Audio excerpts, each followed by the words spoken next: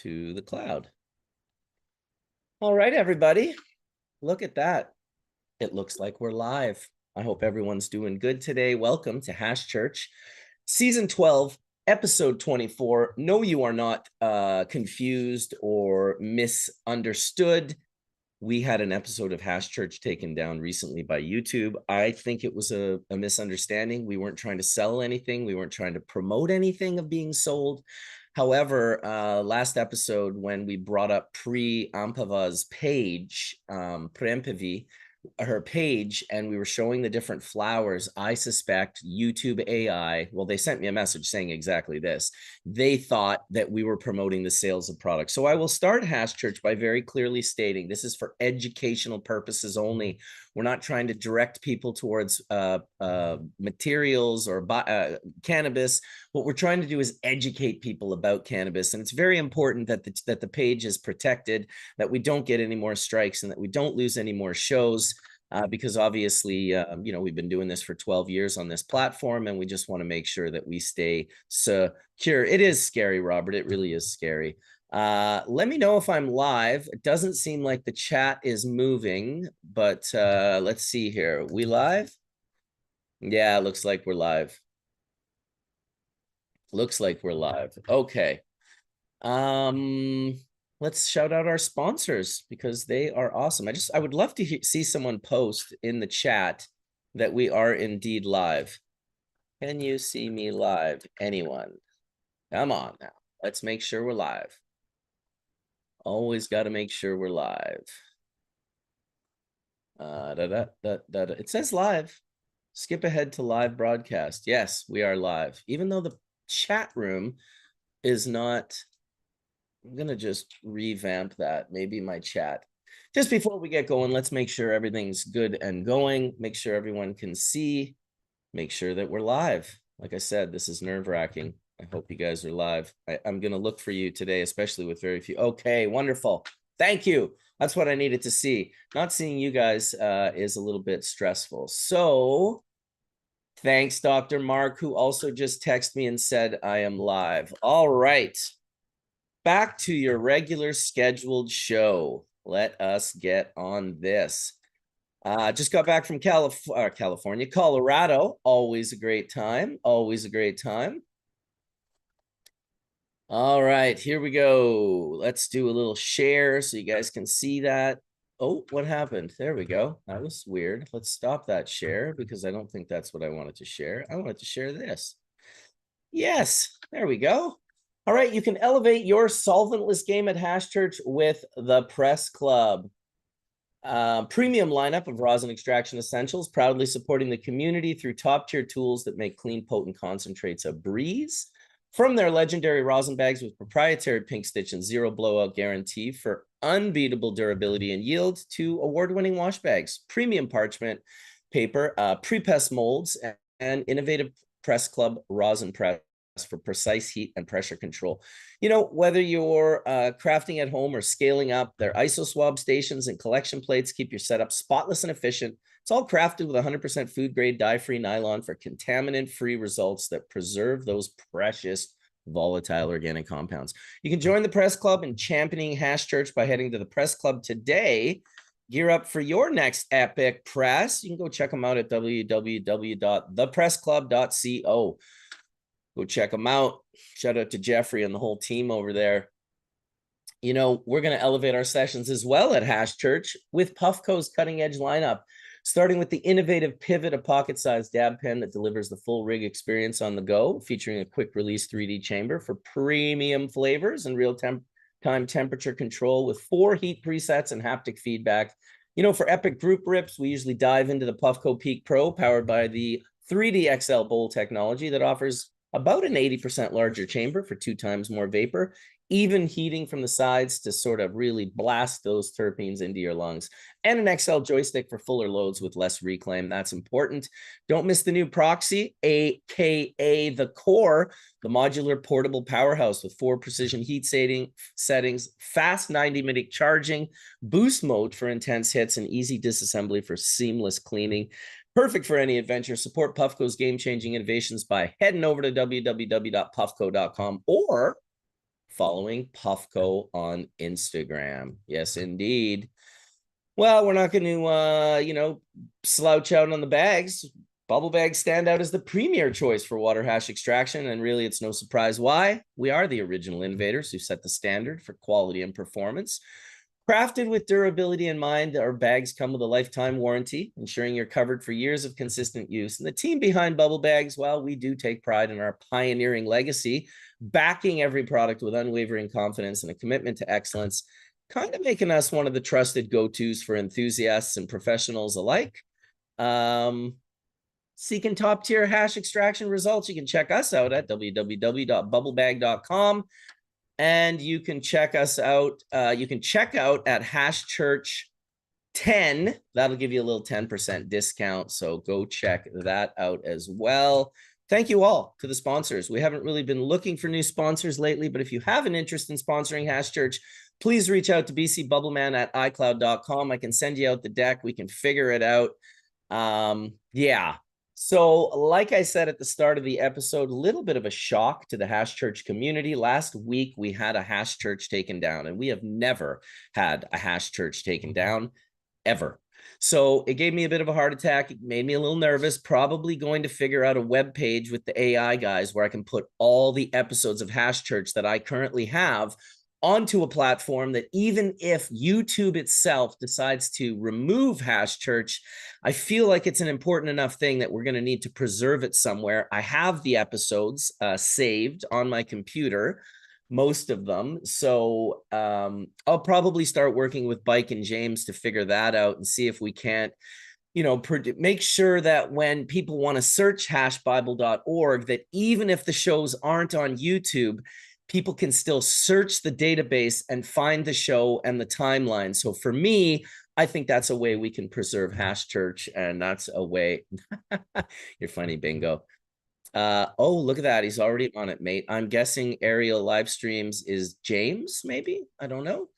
I hope it is, because I'm really nervous about that, dude. Having my episode taken down for no good reason. We haven't changed anything. I'm not selling anything. We were just having a great episode, and unfortunately, sometimes that's the way the ball bounces. All right, I heard from Etienne. Sounds like he's coming in.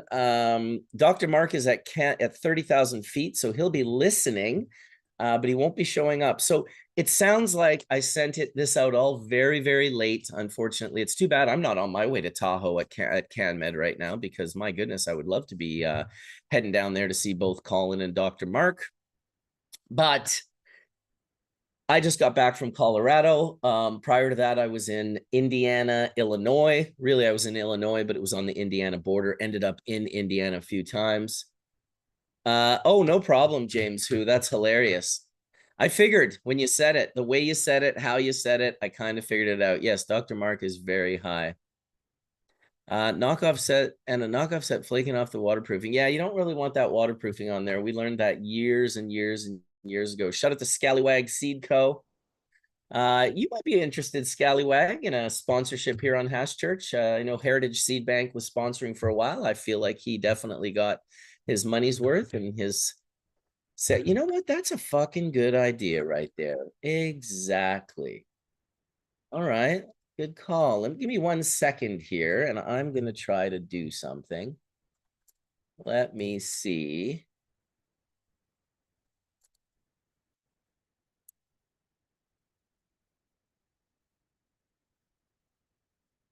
All right. We'll see where D420K is indeed.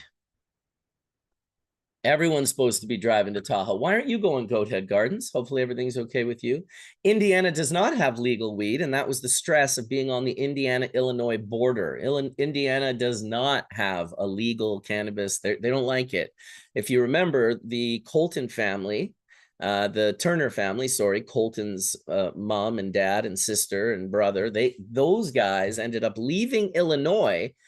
Was it Indiana? Maybe it was Illinois before Illinois was legal. That's right. So they were from Illinois, I believe. They can let me know if I got that wrong. I like to try and Roto, not Rado. Okay, Emmett Otter, I apologize. I am a Canadian and I can't change my Canadian accent. Plus, isn't that what makes it cool that I make it sounds different? You want me to say Colorado? Colorado? It's got to be Colorado, man. It's up in Canada. I'm just joking. Thank you. You should see what we call Oregon. Oregon. Ooh, they don't like that at all. Big Love Hash Church. Pray you're all phenomenal. Oh, Katie. Katie was so helpful recently. Katie is, of course, over at the Adam Dunn podcast, and she's on there all the time with them. But man, what a nice girl. So helpful. Just was a huge help for our Terps and Tallow party that we threw at the reserves recently. She came in and just brought so many plants and yeah, thank you, Dr. Mark. I thought it was Illinois. So yeah, give Katie some love. Go check her out on the Adam Dunn show. And she is definitely a big part of our community and super helpful and awesome. And I just wanted to say thank you publicly for being so helpful, Katie, because really you brought all the plants and you brought the vibes and you just were so helpful and you never stressed out. And that's hard. I can't say that I didn't stress out myself, but the Terps and Tallow party was indeed a success. We had a great party. We had about 60 or 70 people show up. I'd love to share the photos. However, the photos, which is interesting, haven't populated into my photos on my computer. So I don't know if we're going to end up going through some photos later on, but we'll see. We'll see. I definitely have some great photos and video. I wanted to thank out Redemption Botanicals. I wanted to shout out Dread Smokes Weed. And Marshall and Megan, the hash maker. If you're watching, Megan, I'm still waiting for you to call me in regards to that traditional hash. What a great situation those guys have in Illinois, representing all these incredible brands. We had the Redemption Botanicals party, and the guys from Preferred came out from Cali. We had Sam from Mile High Melts in Colorado. We had DNA Genetics came out from California. Beazle was out from Beazle Extracts. Cheech and Chong's booth was being represented. I feel like I'm forgetting at least one or two booths, which I apologize. They have like 7 strong brands. Be Real, Dr. Green Thumb, his brand as well, was being represented by the Redemption Botanicals. So keep an eye out in Illinois for Redemption Botanicals. They're working hard, those guys. They're educating and working, and I got to tour the facility, and of course, Dread Smokes Weed just is an incredible grower. All of the cultivars that I went and saw, which I wish I could be sharing right now. We'll get to the XRS 900 Bingo Lombardi. Don't you worry about that in at all.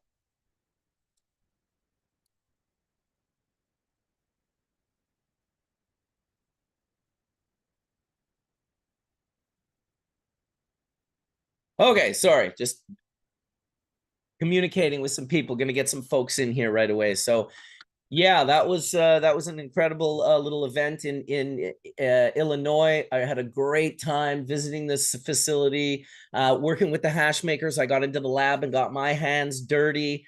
So thank you, everyone that I met there. You were all wonderful people, working really hard, making things go to the next level. So shout out to all of you. In the meantime, right after that, sorry, I'm just I keep getting questions. Oops.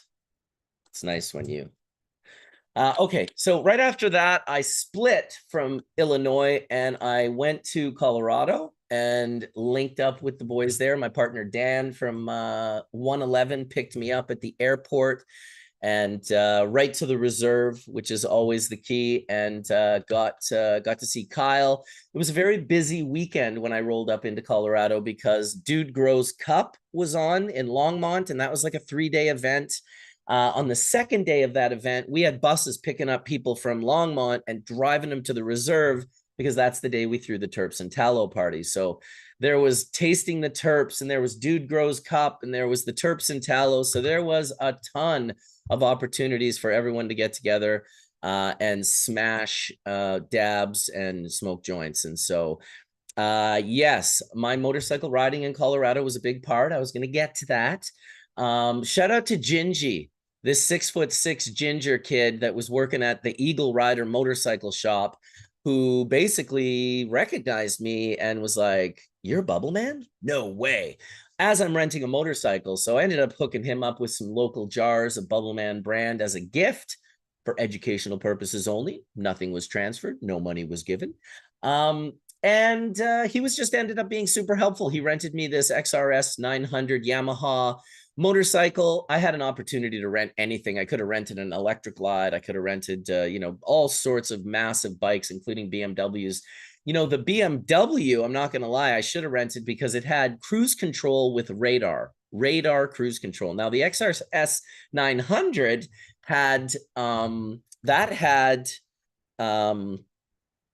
a cruise control, but it did not have the radar detector. But still, nonetheless, I drove up to Red Rocks. For those of you that may have seen the photo of me up at Red Rocks on the motorcycle, that is it right there. There was a concert happening, so tons of cars were driving up. So I was about to go up and I kind of turned back around and there was some nice rocks behind me. So I managed to get the one shot. And I had just come from shooting guns with Matt Robertson. So that was kind of my redneck American day. I burnt my arms. I don't know if you guys can see the burns. Not really anymore. The camera doesn't do too well, but they're red. I can promise you. So I burnt my arms. Yeah, my bike had cruise control. It was amazing, dude. Really nice and helpful for long motorcycle rides and that clutching and gear changing and gassing and holding the gas. So really, really nice. Oh yeah, it was an amazing time, Goathead Gardens. It was quite an amazing time. We're definitely going to be doing that again. So yeah, I took the motorcycle out. I drove out to Evergreen. I linked up with Matt Robertson and we went and shot guns. So that was super fun. I want to thank Matt Robertson for taking me out for such an American experience. That's my American picture right there. How American can you get? Little Uzi in the top there on the grass, little AK-47. So yeah, I went to big ARs or big Al's, whatever it was. I had the full American experience. And I just got to tell you, man, like shout out to Matt for his gun safety. It never got sketchy. It never became silly. We just paid very close attention to the danger that was potentially there. And we shot responsibly in a responsible place. And we just had a hell of a time. Yeah, it was motorcycles and guns. Speaking of motorcycles and guns, I wonder what D420K is up to these days. Bong ripping, mother lover. Fuck, dude, that timing was amazing, bro. Right on. Right on. Oh shit, dude. That is so. Someone was like, where the fuck is what's D420K doing? No one has ever stopped saying bong rip mother lubber. In fact, I would go as far to say that bong rip mother lubber is the quintessential Hash Church quote, dude. Out of all the things we ever said on Hash Church, I think that was it. Beautiful. Fucking Mark 10. That. There you go. Yeah, I was just showing pictures of my my American trip. My last American trip, and I rented a bike. I rented a little XRS 900 Yamaha and was riding around Colorado on a bike out into the mountains, which was, dude, it was epic. Fuck, I bet. Even though I was by myself, like it wasn't the same as being with your bros, but dude, it was really wonderful. I haven't gone riding in several years, dude. My bike's been in the garage, kind of just on mothballs. I got to get it out, dude.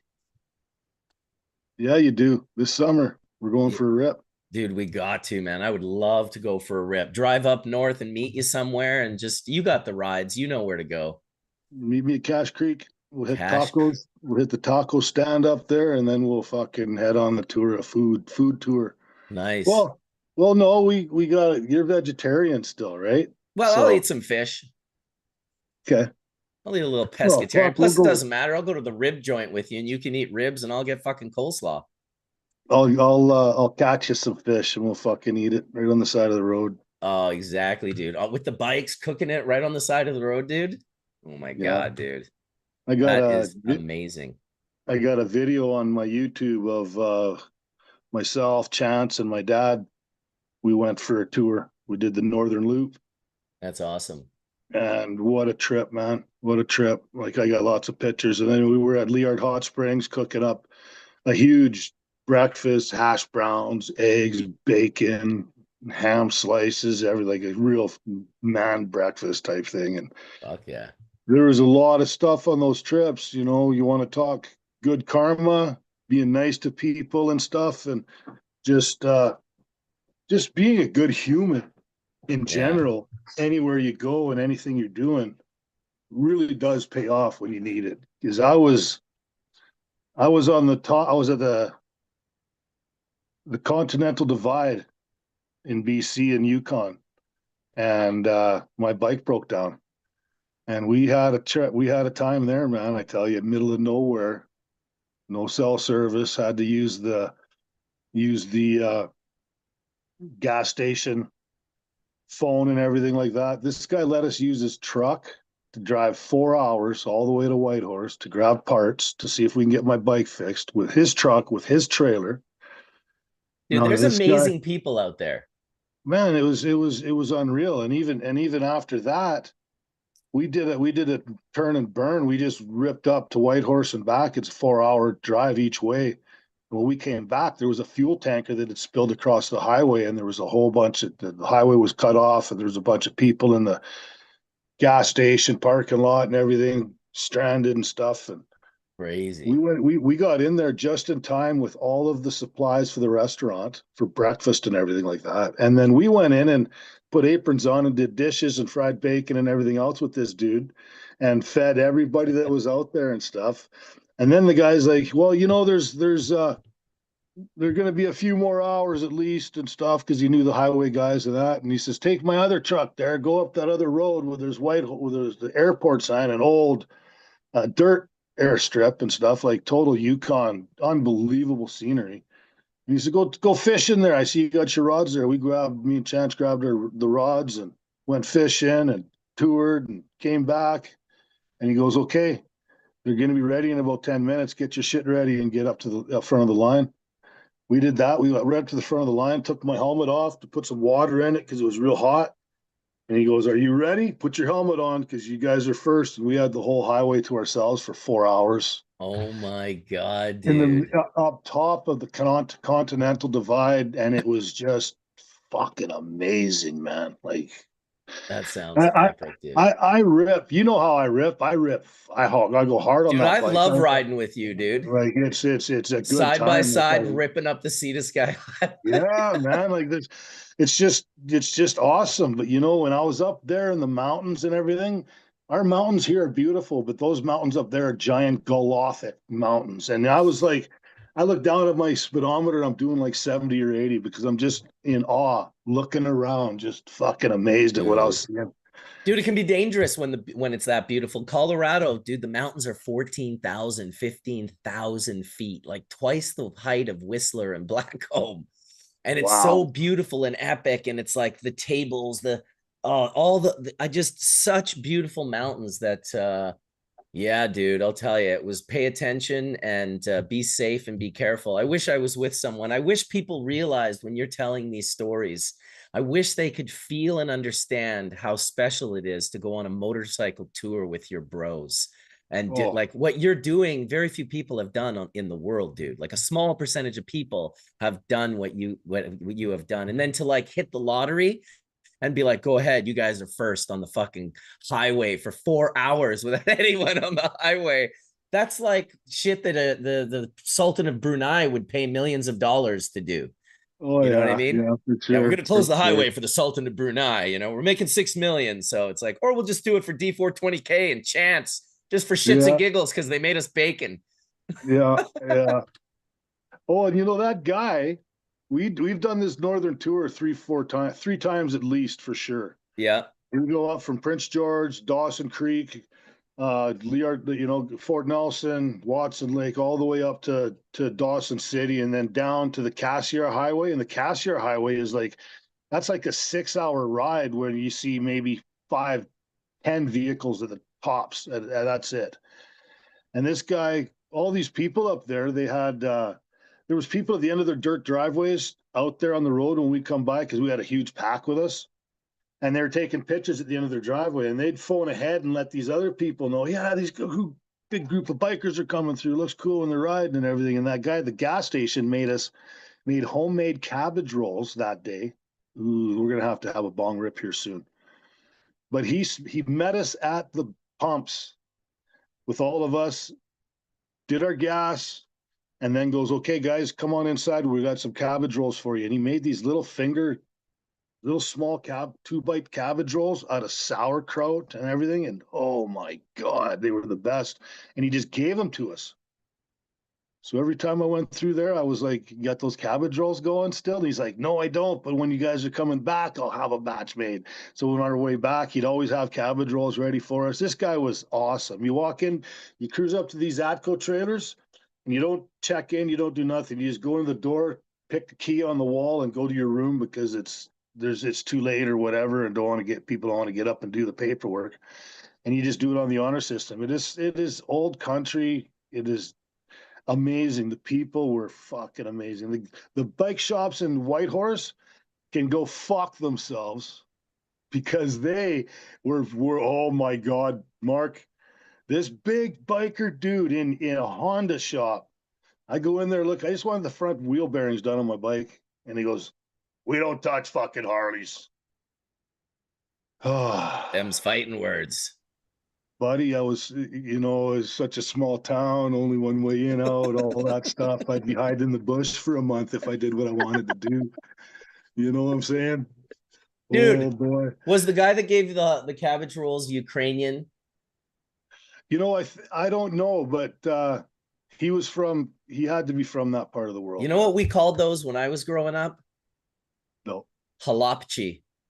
halapchi. Halapchi is the Ukrainian word for cabbage rolls. I grew up in a very Ukrainian city, dude. Winnipeg, Oh Manitoba has wow. a giant Ukrainian population. So pierogies, I think we might have even had Hunky Bill. He might have been either from our province or the one next door. You remember Hunky Bill's pierogi makers? He had like the big weird mole on his forehead. He used to do commercials in the 70s. Maybe it's a Winnipeg thing, but Hunky Bill's pierogi makers, man, and the halapchi. Fuck yeah. That's what's up. Welcome, Etienne. It's good to see that face again. How you doing? How you doing, buddy? Doing good, you know, doing nothing. No, I'm kidding. I'm always doing shit. Doing nothing.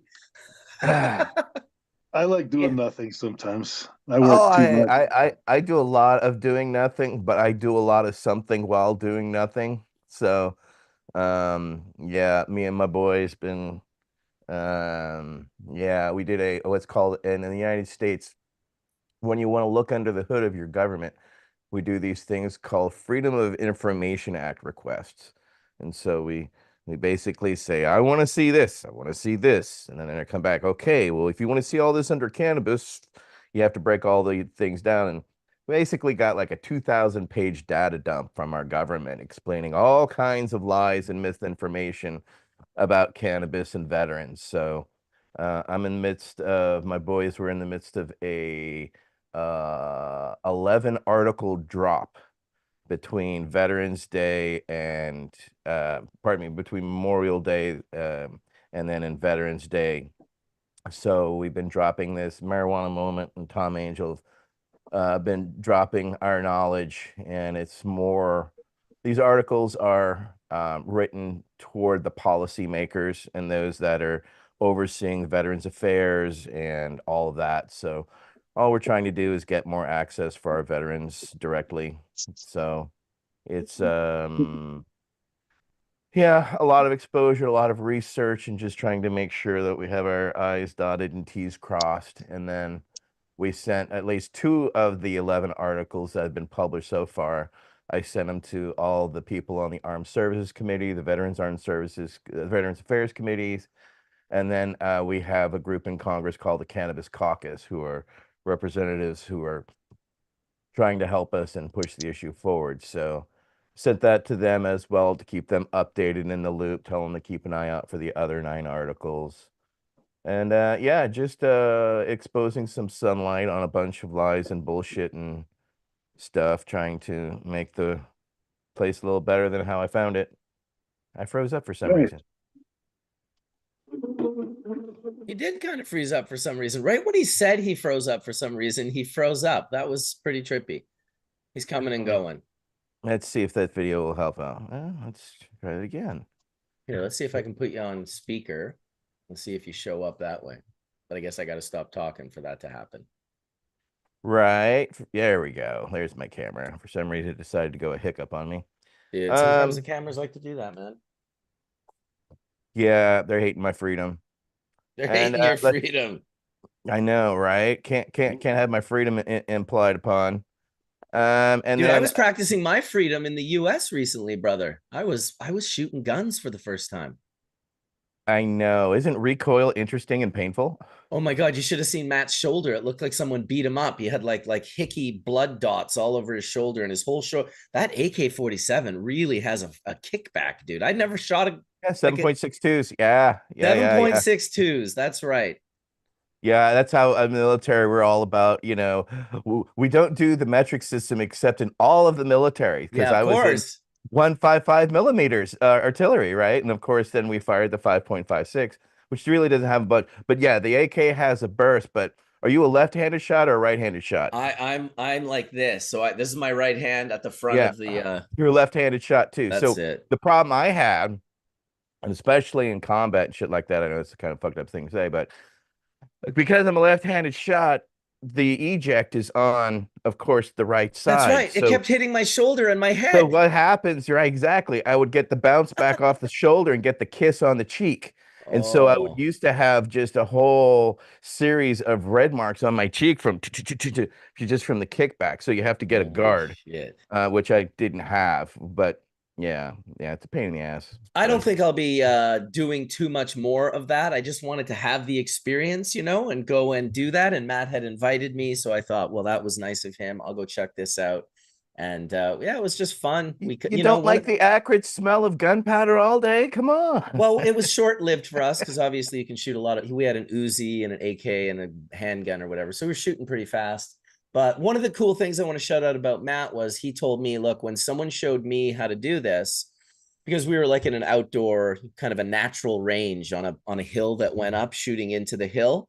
And so he was like, let's take all of our empty boxes and you don't have to pick up your shells, but let's just pick up boxes full of shells. So we ended up all the boxes we filled up with used shells that were already on the property. And I thought, what a good way to teach someone how to go shooting.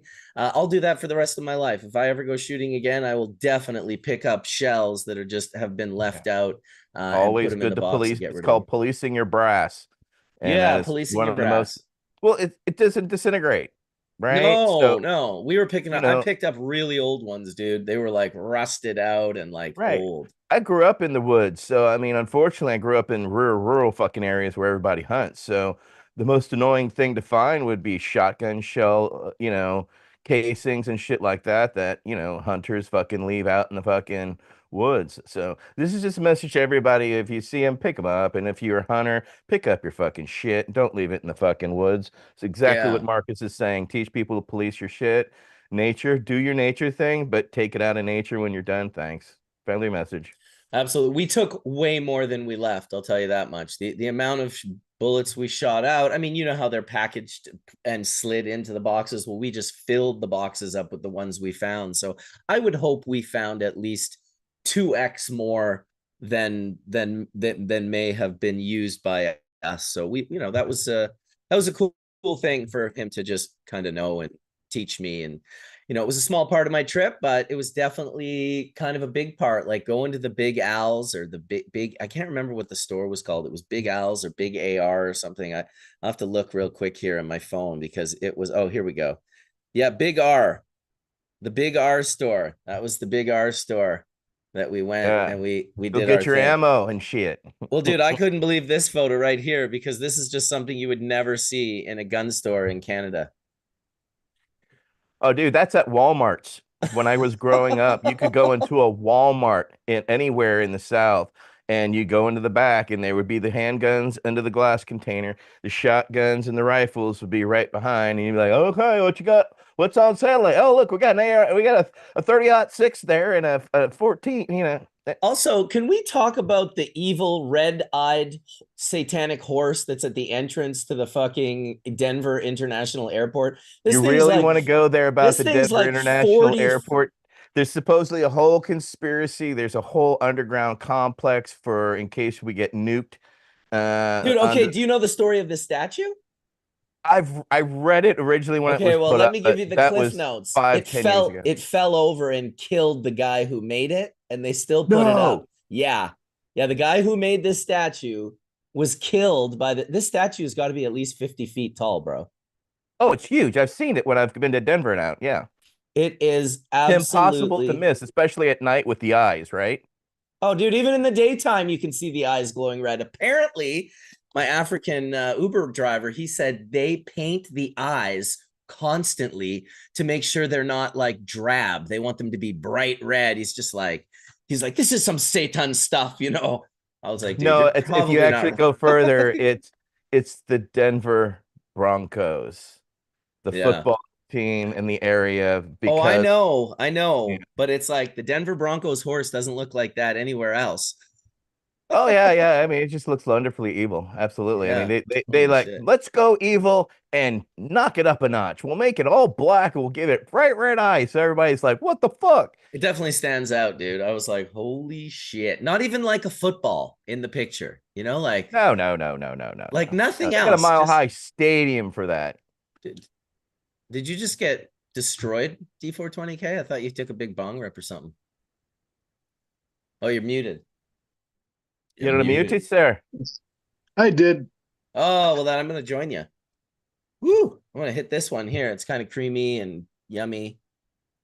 Nice. Looks good. Yeah, it is the Love Affair #3. I'm on my morning doink. So my Oh morning my doink God. has 3 different CBD flowers, Wow. um, some THC flower, and then 10 little dots of dab. So I'm dabbing with you just in dry form. I always knew you were, my brother. There was never a doubt. Yeah. There was never a doubt. Man, I got to tell you, I had a good time in Illinois for how, like, I don't know, just middle America Oh, it is. I had a dude, good time. I've gotten the best equatorials I ever scored off the street in Chicago randomly at a bar on the South Side back in '94 when we were on hemp tour. And of course, when you're on, tour, there's no providing of cannabis, right? So you have to go acquire your cannabis if you want cannabis. So, it's back in the day when you go to bars, you hang out with people and you get a vibe. And this guy was there and I was like, it was also good to be in can because I had my can flyers with me. I could just back it up with some, yeah, I'm with can, I'm passing these out. We're doing this for cannabis. And oh shit. Oh, all right, cool. I was like, yeah, looking for some herb. You got any herbs? I was like, "Ah, yeah, yeah, yeah, yeah. What you got?" This is the old school when you give somebody, $50 and you hope they come back sort of situation. And yeah, we gave him the cash. He went off in about 45 minutes. Dude came back with the greenest, bright green, long, long fingered leaves that I've ever seen, and it was totally a proper plus eighth. You know what I'm saying? It was an eighth plus they gave me the extra stem inside there. So, they didn't weigh me out. They kind of gave me a better balance on things. And I just have to say that was some of the most I've scored weed all over the United States, 47 states, and that was the only place I ever got the most literally amazing equatorial I've probably ever smoked at the time. So Chicago, nothing but love. Second city, I mean, it's also the house of all the MSOs now. The multi-state operators are out of Chicago. So Right. it's kind of a little hard to find, the really good goods. So I know, of course, you were flashing yourself. So people are like, oh, Marcus, you can't have that store-bought shit. You got to have this shit. Dude, fucking Redemption Botanicals. They're in tons of stores with DNA Genetics and Preferred and Beazle and Bubbleman brand and all of the different Nice. brands. Yeah, they're doing a really good job there. They're putting a lot of work in, growing really nice flower and just all around good vibes. I love seeing people execute, man. I love seeing people get together and really doing the work. And those guys are absolutely doing the work. Well, you know what it is. You've seen more fake than you can probably shake a stick at to see. One, again, the technology is there. Two, the craft is there. And three, the passion is there. And when those three combine, you get to see shit if everybody looks at Marcus right now, all the stuff that's behind him, all those pretty pictures, that's what you get out of it, right? You got to put in great to get great out, right? You can't polish a turd, as we always say. And there's more turds out there than there are, unfortunately, pretty really good cannabis, and especially, unfortunately, due to the MSO. So it's good to see that there is quality creeping in, but unfortunately, there's more quantity than quality. And the more people get exposed to quality, the more they will demand it, is what we have seen all over the world, really. Right? Yeah. There, I always feel like there's always going to be the massive group of people, kind of like food. Like there's amazing food in the world. And I don't think that the majority of people don't want to have that amazing food. I think it's just an affordability thing. It's outrageous. Like I'm not going to spend like hundreds of dollars on a meal. I'm just going to buy a meal for $7. So you have much more McDonald's, which is not quality, than you do like Michelin star restaurants, right? So I kind of feel cannabis is the same way. I think you're right in the sense that the group of people who look for something nice is ever growing, but the group of people who really just can't afford it is also ever growing.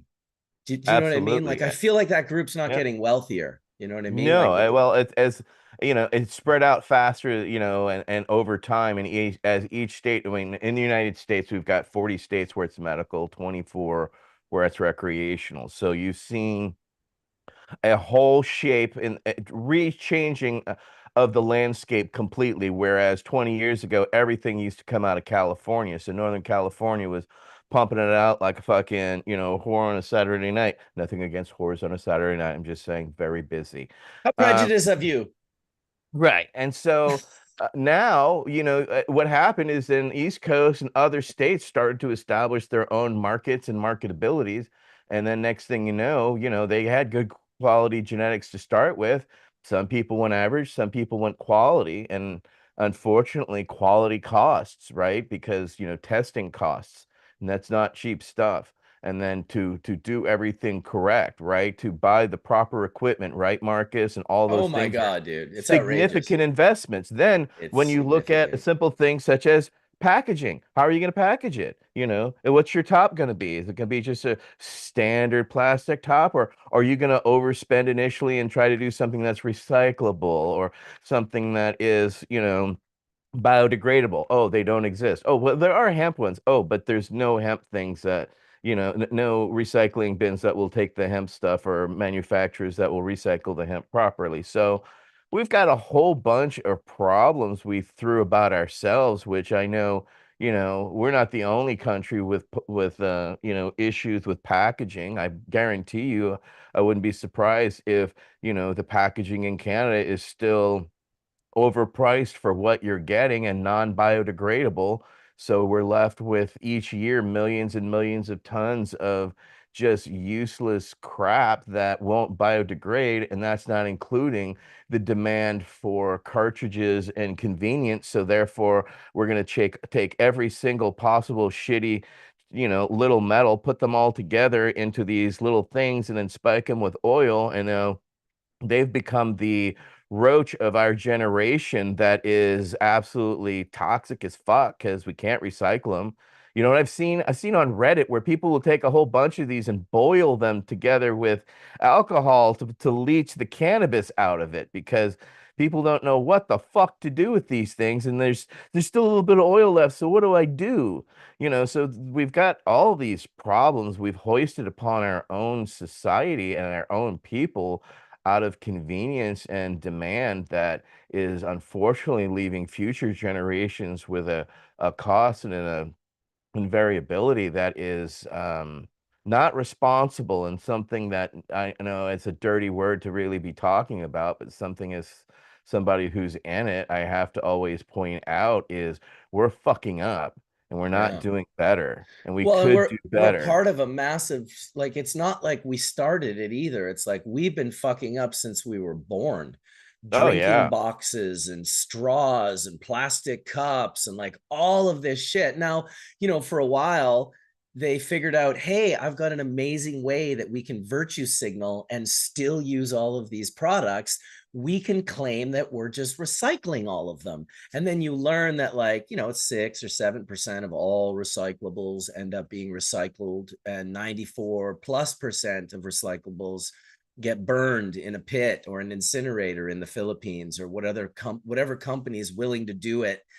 Burning plastic, by the way, this is happening like every Oh, day. I used to get paid to do it in the military. They used to get us to burn shit. It's called burn pits. So, you can't leave your trash everywhere. So what we do? We burned it and inhaled all that toxic crap. But no, I completely agree with you, Marcus. However, we in the cannabis world have settled for that same thing, and I think we can do better. I think we can challenge the future and those who are currently watching to figure out ways to start making components better, more recyclable, more. I mean, remember like a decade ago, there were people really pushing pens to be recyclable and refillable, and then that quickly went the way of the dodo as we saw, these two factories out of China just pumping out these carts, right? It really started around 2010 when we started to see the wicking, the original wicking, pens, and it was an amazing thing for convenience. However, what started off as a small thing has become quite large, right? I mean, you carry carts in Canada, right? We have all sorts of carts and Right, right. pods, So, and we have it right, all. Absolutely. right. So you have every scope of it from the 510 to the full, all-in-ones, right? Which are, Oh you yeah. know, something that We have all the same pollution that you guys have down there, not just in cannabis, in all aspects. We're burning okay. gas, Well, we're burning plastic, right. Well, we're not doing that it all right. came from our demand, right? This from the That's consumer's demand, and the right? So, convenience, the demand of and the convenience. convenience. So therefore, we have to Yep. take the responsibility, you who are watching as well. And if you care, then you have to stop buying those things or, offer Well, it's alternatives. And it's a if bit there are of a no, deep it's a bit of a deeper rabbit hole than that, because it's like, okay, right, so if you're not going to buy those things, then are you also going to put on your list all the other things you use in your life that are identical to right, that? Because right. now you're going to be living, it's not just going to be about not having convenience. It can get to a point where you're living in a cave. And so this is the hard part I have with it. It's like, what do I pick and choose? Because I obviously don't want to make the world a shittier place, but yet I'm driving a truck. It takes gasoline. It's got rubber tires that will never be recycled and will end up in a fucking burn pit someday, which is what's going to happen to all your tires, which is like, okay, I'm not going to use pods, and I'm also not going to drive on any vehicle that has a rubber tire, because tires probably make up a much larger pile of pollution than, say, carts.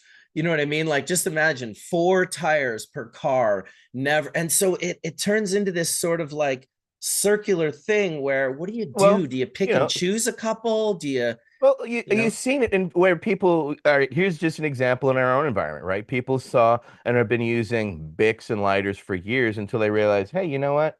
Maybe I should look at alternatives, right? And so we've seen like the hemp wick and other things, and people going to matches and solar. So I'm not saying it's immediately going to change. However, the demand came from us, and we can demand something different because we vote through our dollars. Now, look, I have the same I struggle with the same reality because I carry all those things and I've sold them. And how many tens of thousands of carts have I sold over the past, 15 years alone, right? Tens of thousands, right? So there's no doubt we've contributed and I've contributed to it. And there's a guilt that comes with that as well. I'm just saying we can do better. Yeah, you can't do absolutely everything in your life to change things, right? We got to drive on those rubber tires. However, we can choose how and where and what we use in everything else that we do, right? We can choose as best as we can the less of all evils. And all I'm saying is we can demand better, look for the creativity in those. I mean, is still a joint, it still burns well, still gets me high. However, convenience and delivery are something we all have to think about. Just Well, think that's about it. it, people. Where I'm not saying you have to, Even even the make rolling it, paper but companies, if we went to those factories and we saw the amount of glue, liquid glue that ended up in the rivers, or ended, this is the problem that I've noticed with all manufacturing. When you want to get bigger, when you want to hit more people, there becomes problems that you have to like balance with making the product available to a person in the first place, even if it's, as simple as a pre-rolled joint. Well, what are the factories that are making those pre-rolled joint machines? What are the factories that are producing the paper or even just the glue for the paper? Or you get into the trucks that are moving it all with diesel fuel, as well as the boats, and it just becomes this like, Well, yeah, they all come from where? because Spain and Portugal, right? yeah, and France, I think. And France, yeah, Yeah, yeah. I think about this stuff often as well. As I get older, I understand why we're all hypocrites, because it's almost impossible. The minute you create a stance on one aspect where you have a revelation, you automatically become a hypocrite in regards to all the other things you have yet to have your revelation with, where you're like, oh, I didn't, I'm not doing this anymore. But it's like, yeah, but you're doing this. It's almost the exact same thing. It's like, yeah, well, and so I think it's part of the human experience to experience the hypocritical experience. I've definitely had it throughout my life, calling the kettle black, or just, doing one thing over here, but not doing it over here. It's a tough one. I guess you just got to stay Yeah. conscious, like you said. Yeah, well, you make your choices through your life, right? And so why I focus on it is because yours truly was in a war in over oil, right? I literally Yeah. sat in and watched hundreds of oil fires burning so thick that the smoke above my head, right, was so thick that outside of the smoke it was 120 to 130 degrees. Under the smoke, it was 28 degrees, which is below freezing. Dude, It's I'll far never below forget that freezing. image of how many of those were on fire. Oh, And I I wasn't even sat there. there. I Dude, I lived wasn't there. even there. Oh, it was horrible, you know what I'm I saying? But honestly at the can't same imagine, time, dude. I helped contribute to that. You know what I'm saying? So for me, I understand what I killed men, women, and children all over fucking oil. And I do not like that. Was a 21-year-old kid and still developing and did stupid shit. So for me, I want to undo some of the damage that I've done. So any Mhm. little way that I can make an impact a little better, the better I can, be it through, actions or through exactly what I buy. And I look Yeah. as I evaluate myself as I get older, I look at the responsibilities I've had and the failures that we had, such as in 2010, 2011, when we're, oh, these carts, we shouldn't do these carts. You know what I'm saying? Could Yeah. we have stopped it then? Would that have been a thing? No. No, absolutely would not have stopped it the same way that, Because it goes when we back to the originally fact started that with. oil isn't just carts. Oil is everything. That's why, like, people that Well, are the like, oh, we production, well, have to, people don't realize, they right? don't That all realize that that comes with the production, right? but it's Alone. everything is made out of oil. Like, look around your room, dude. Everything is made of oil. I hear people like, we got to get rid of oil. And I'm like, it's an amazing idea, but holy fuck, we better figure out a way to survive without it, because all of our computers and all of our phones and all of our, like, everything, the vehicles, the clothing, we have so much shit that's made out of petrochemical oils that I don't even know what percentage of our reality it is, but I can understand why you ended up in a war over oil, because really oil, and it's scary to say, is freedom and wealth.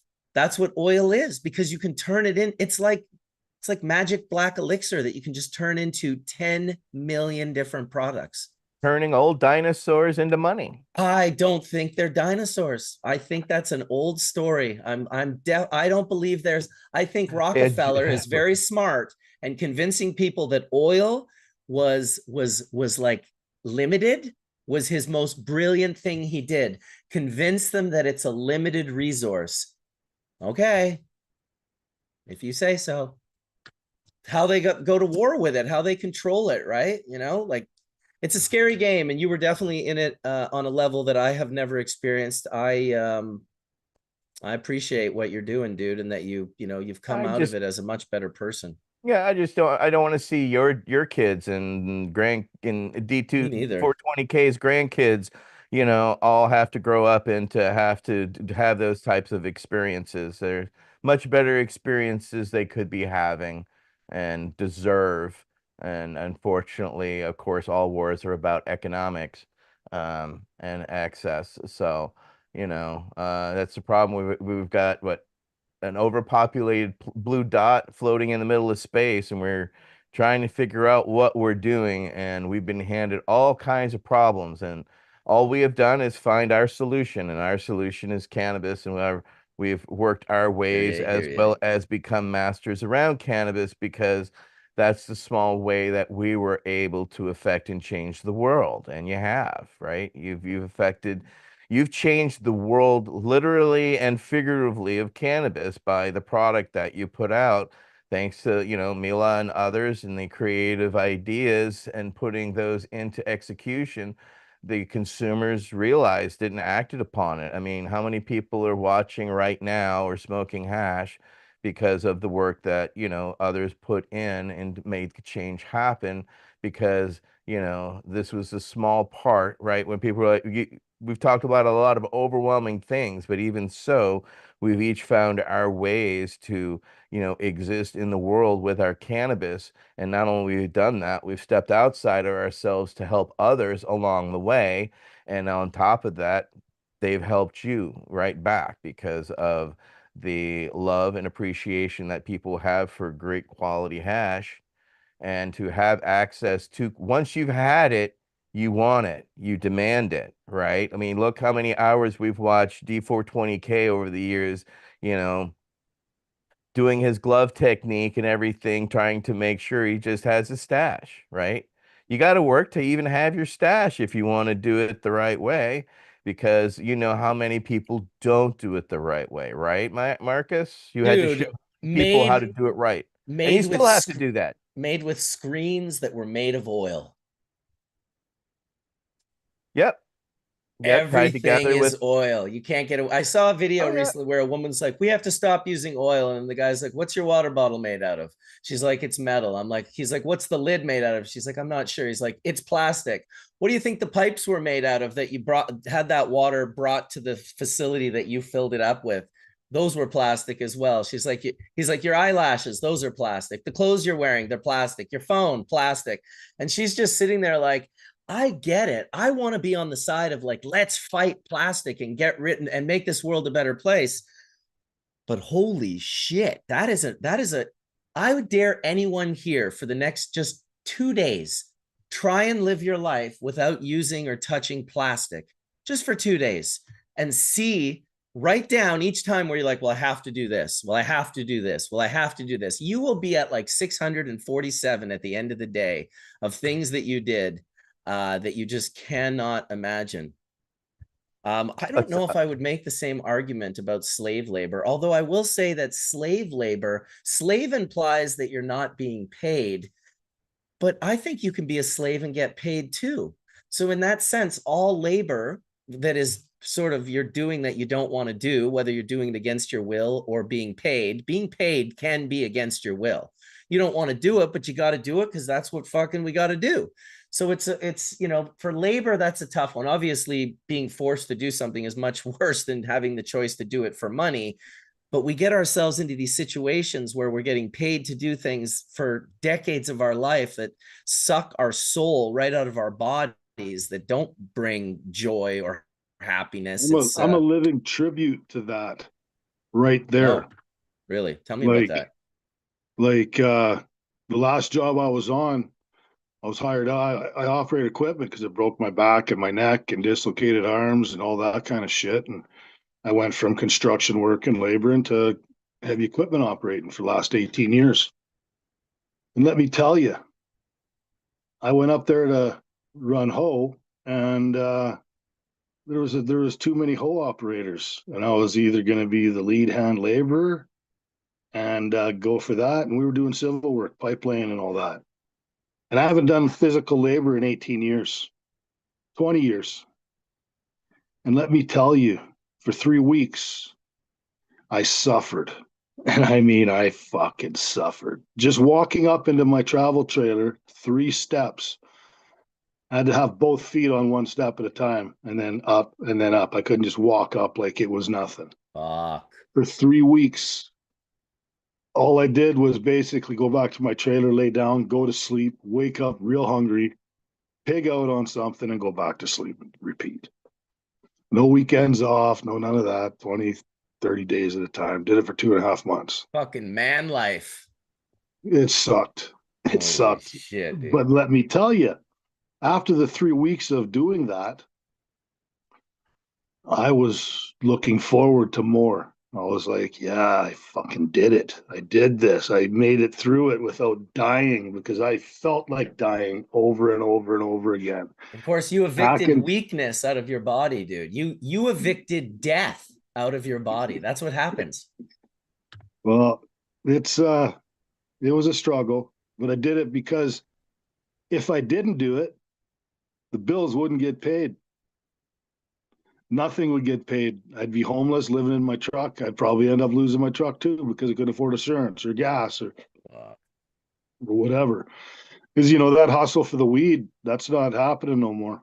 no, the weed hustle has definitely changed. You can't you can buy really good quality weed for way less than it costs to grow and flip it, but the profit margins are not like it used to be and everything like that. And that's fine. I had a good lifetime of hustling that shit. And fuck yeah. Oh yeah. I dig through stuff because like I recently got separated with my ex now months ago, and I've been setting my house back up, going into my sea can, looking into stuff, looking into boxes I haven't looked into for a while. And it's been like Christmas. It's all the stuff that I have that we were put away because of family and stepkids and everything else moving in and stuff. It's setting my place up now. It's pretty nice seeing stuff that I got. Like, man, the money being spent. I see some of my buddies that are still hustling and actually doing pretty good with it. The way they spend their money and the way I used to spend my money was just like I needed 2 or 3 of everything, pretty much, Dude, you were just in case. wilding, bro. You're like, go into a Yeah, store, come out with $130 worth of macaroons. I'd be like, dude, what the easy, easily, buddy. You've been there with me. I was there with you, dude. Like, and let's talk about you in your day.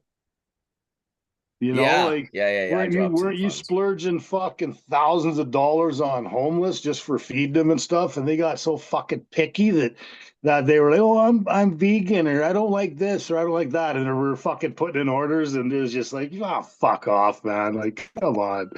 Like, just the Trying to shit be that was helpful. spent. Yeah.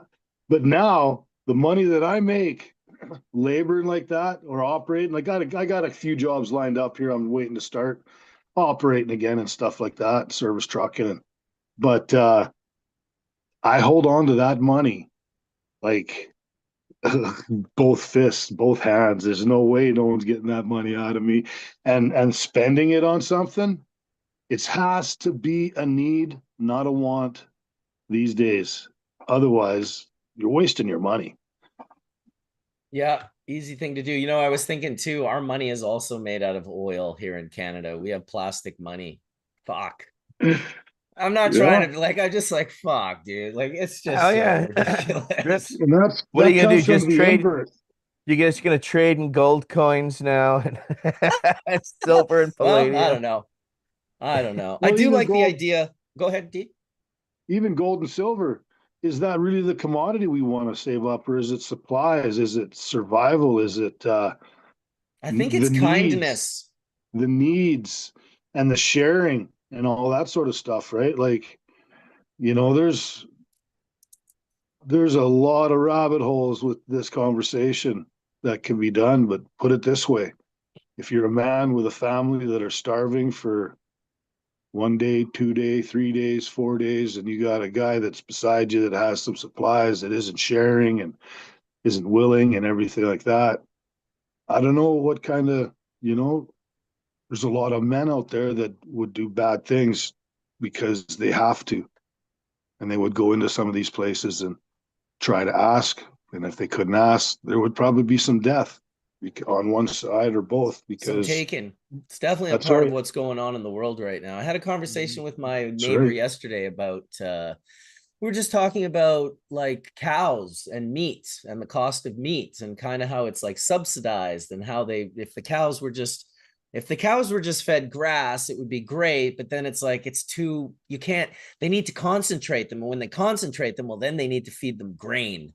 And they feed like, I think it's over 20% of the world's grain gets still fed to cows for a small percentage of the population to consume burgers and steaks, while almost the equivalent percentage of the globe, I don't know what the exact percentage is, but if you added up what percentage of the world's grain supply that we feed cows, it's probably close to the exact amount of people who are currently starving to death in the world, which is a shocking number. If you actually do if you look up the numbers of how many people starve to death every day, including children, it's thousands. It's really a shocking, disturbing number. And it takes you down a rabbit hole that's even more disturbing than the plastic, because the plastic is like, hey, we got to take care of our world. But then the food, that's so much more immediate. Like, there are people, I've only been to one country in my life where people were starving. And I remember when I was younger, I didn't really understand. I went to Jamaica and I saw some poverty, but it was not the kind of poverty where people were starving to death. There were people hurting and it sucked, but everyone had food. But when I went to India, for the first time in my life, I was exposed to people who were actually starving to death, who were standing right next to people who were pigging out. And I just couldn't fucking wrap my head around it, dude. I could not wrap my head around. And it was the worst kind of starving. It was women with babies. That's the starving I saw. They were at restaurants in Delhi, in Mumbai, in Calcutta. They go to the restaurants. They have no one taking care of them. They have no food. They are beyond poverty stricken. A lot of them are lepers or no touch thems or no see thems, whatever they were calling them. Really, really horrible shit.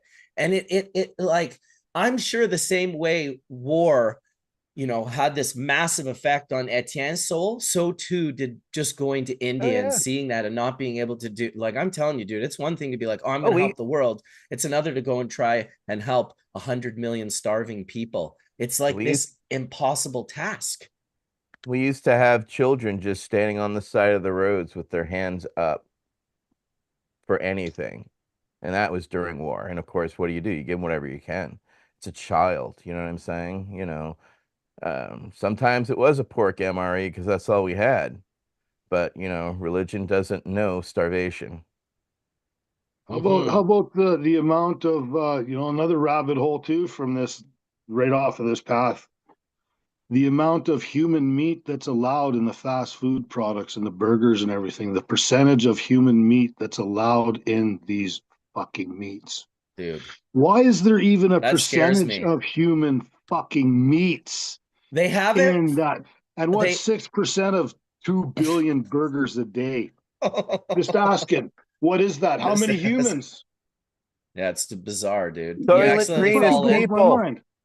You actually accidentally fall in the grinder. They're just like, well, you know what? He only weighed 180 pounds. As long as we put him into at least 4,000 pounds, we should be under our legal. I saw years ago, there was a legal amount of like contaminant, like rats, hair, like just certain shit. I had no idea that there was any percentage of human meat. Although I will say I did grow, I have been here for the last 30 years in British Columbia.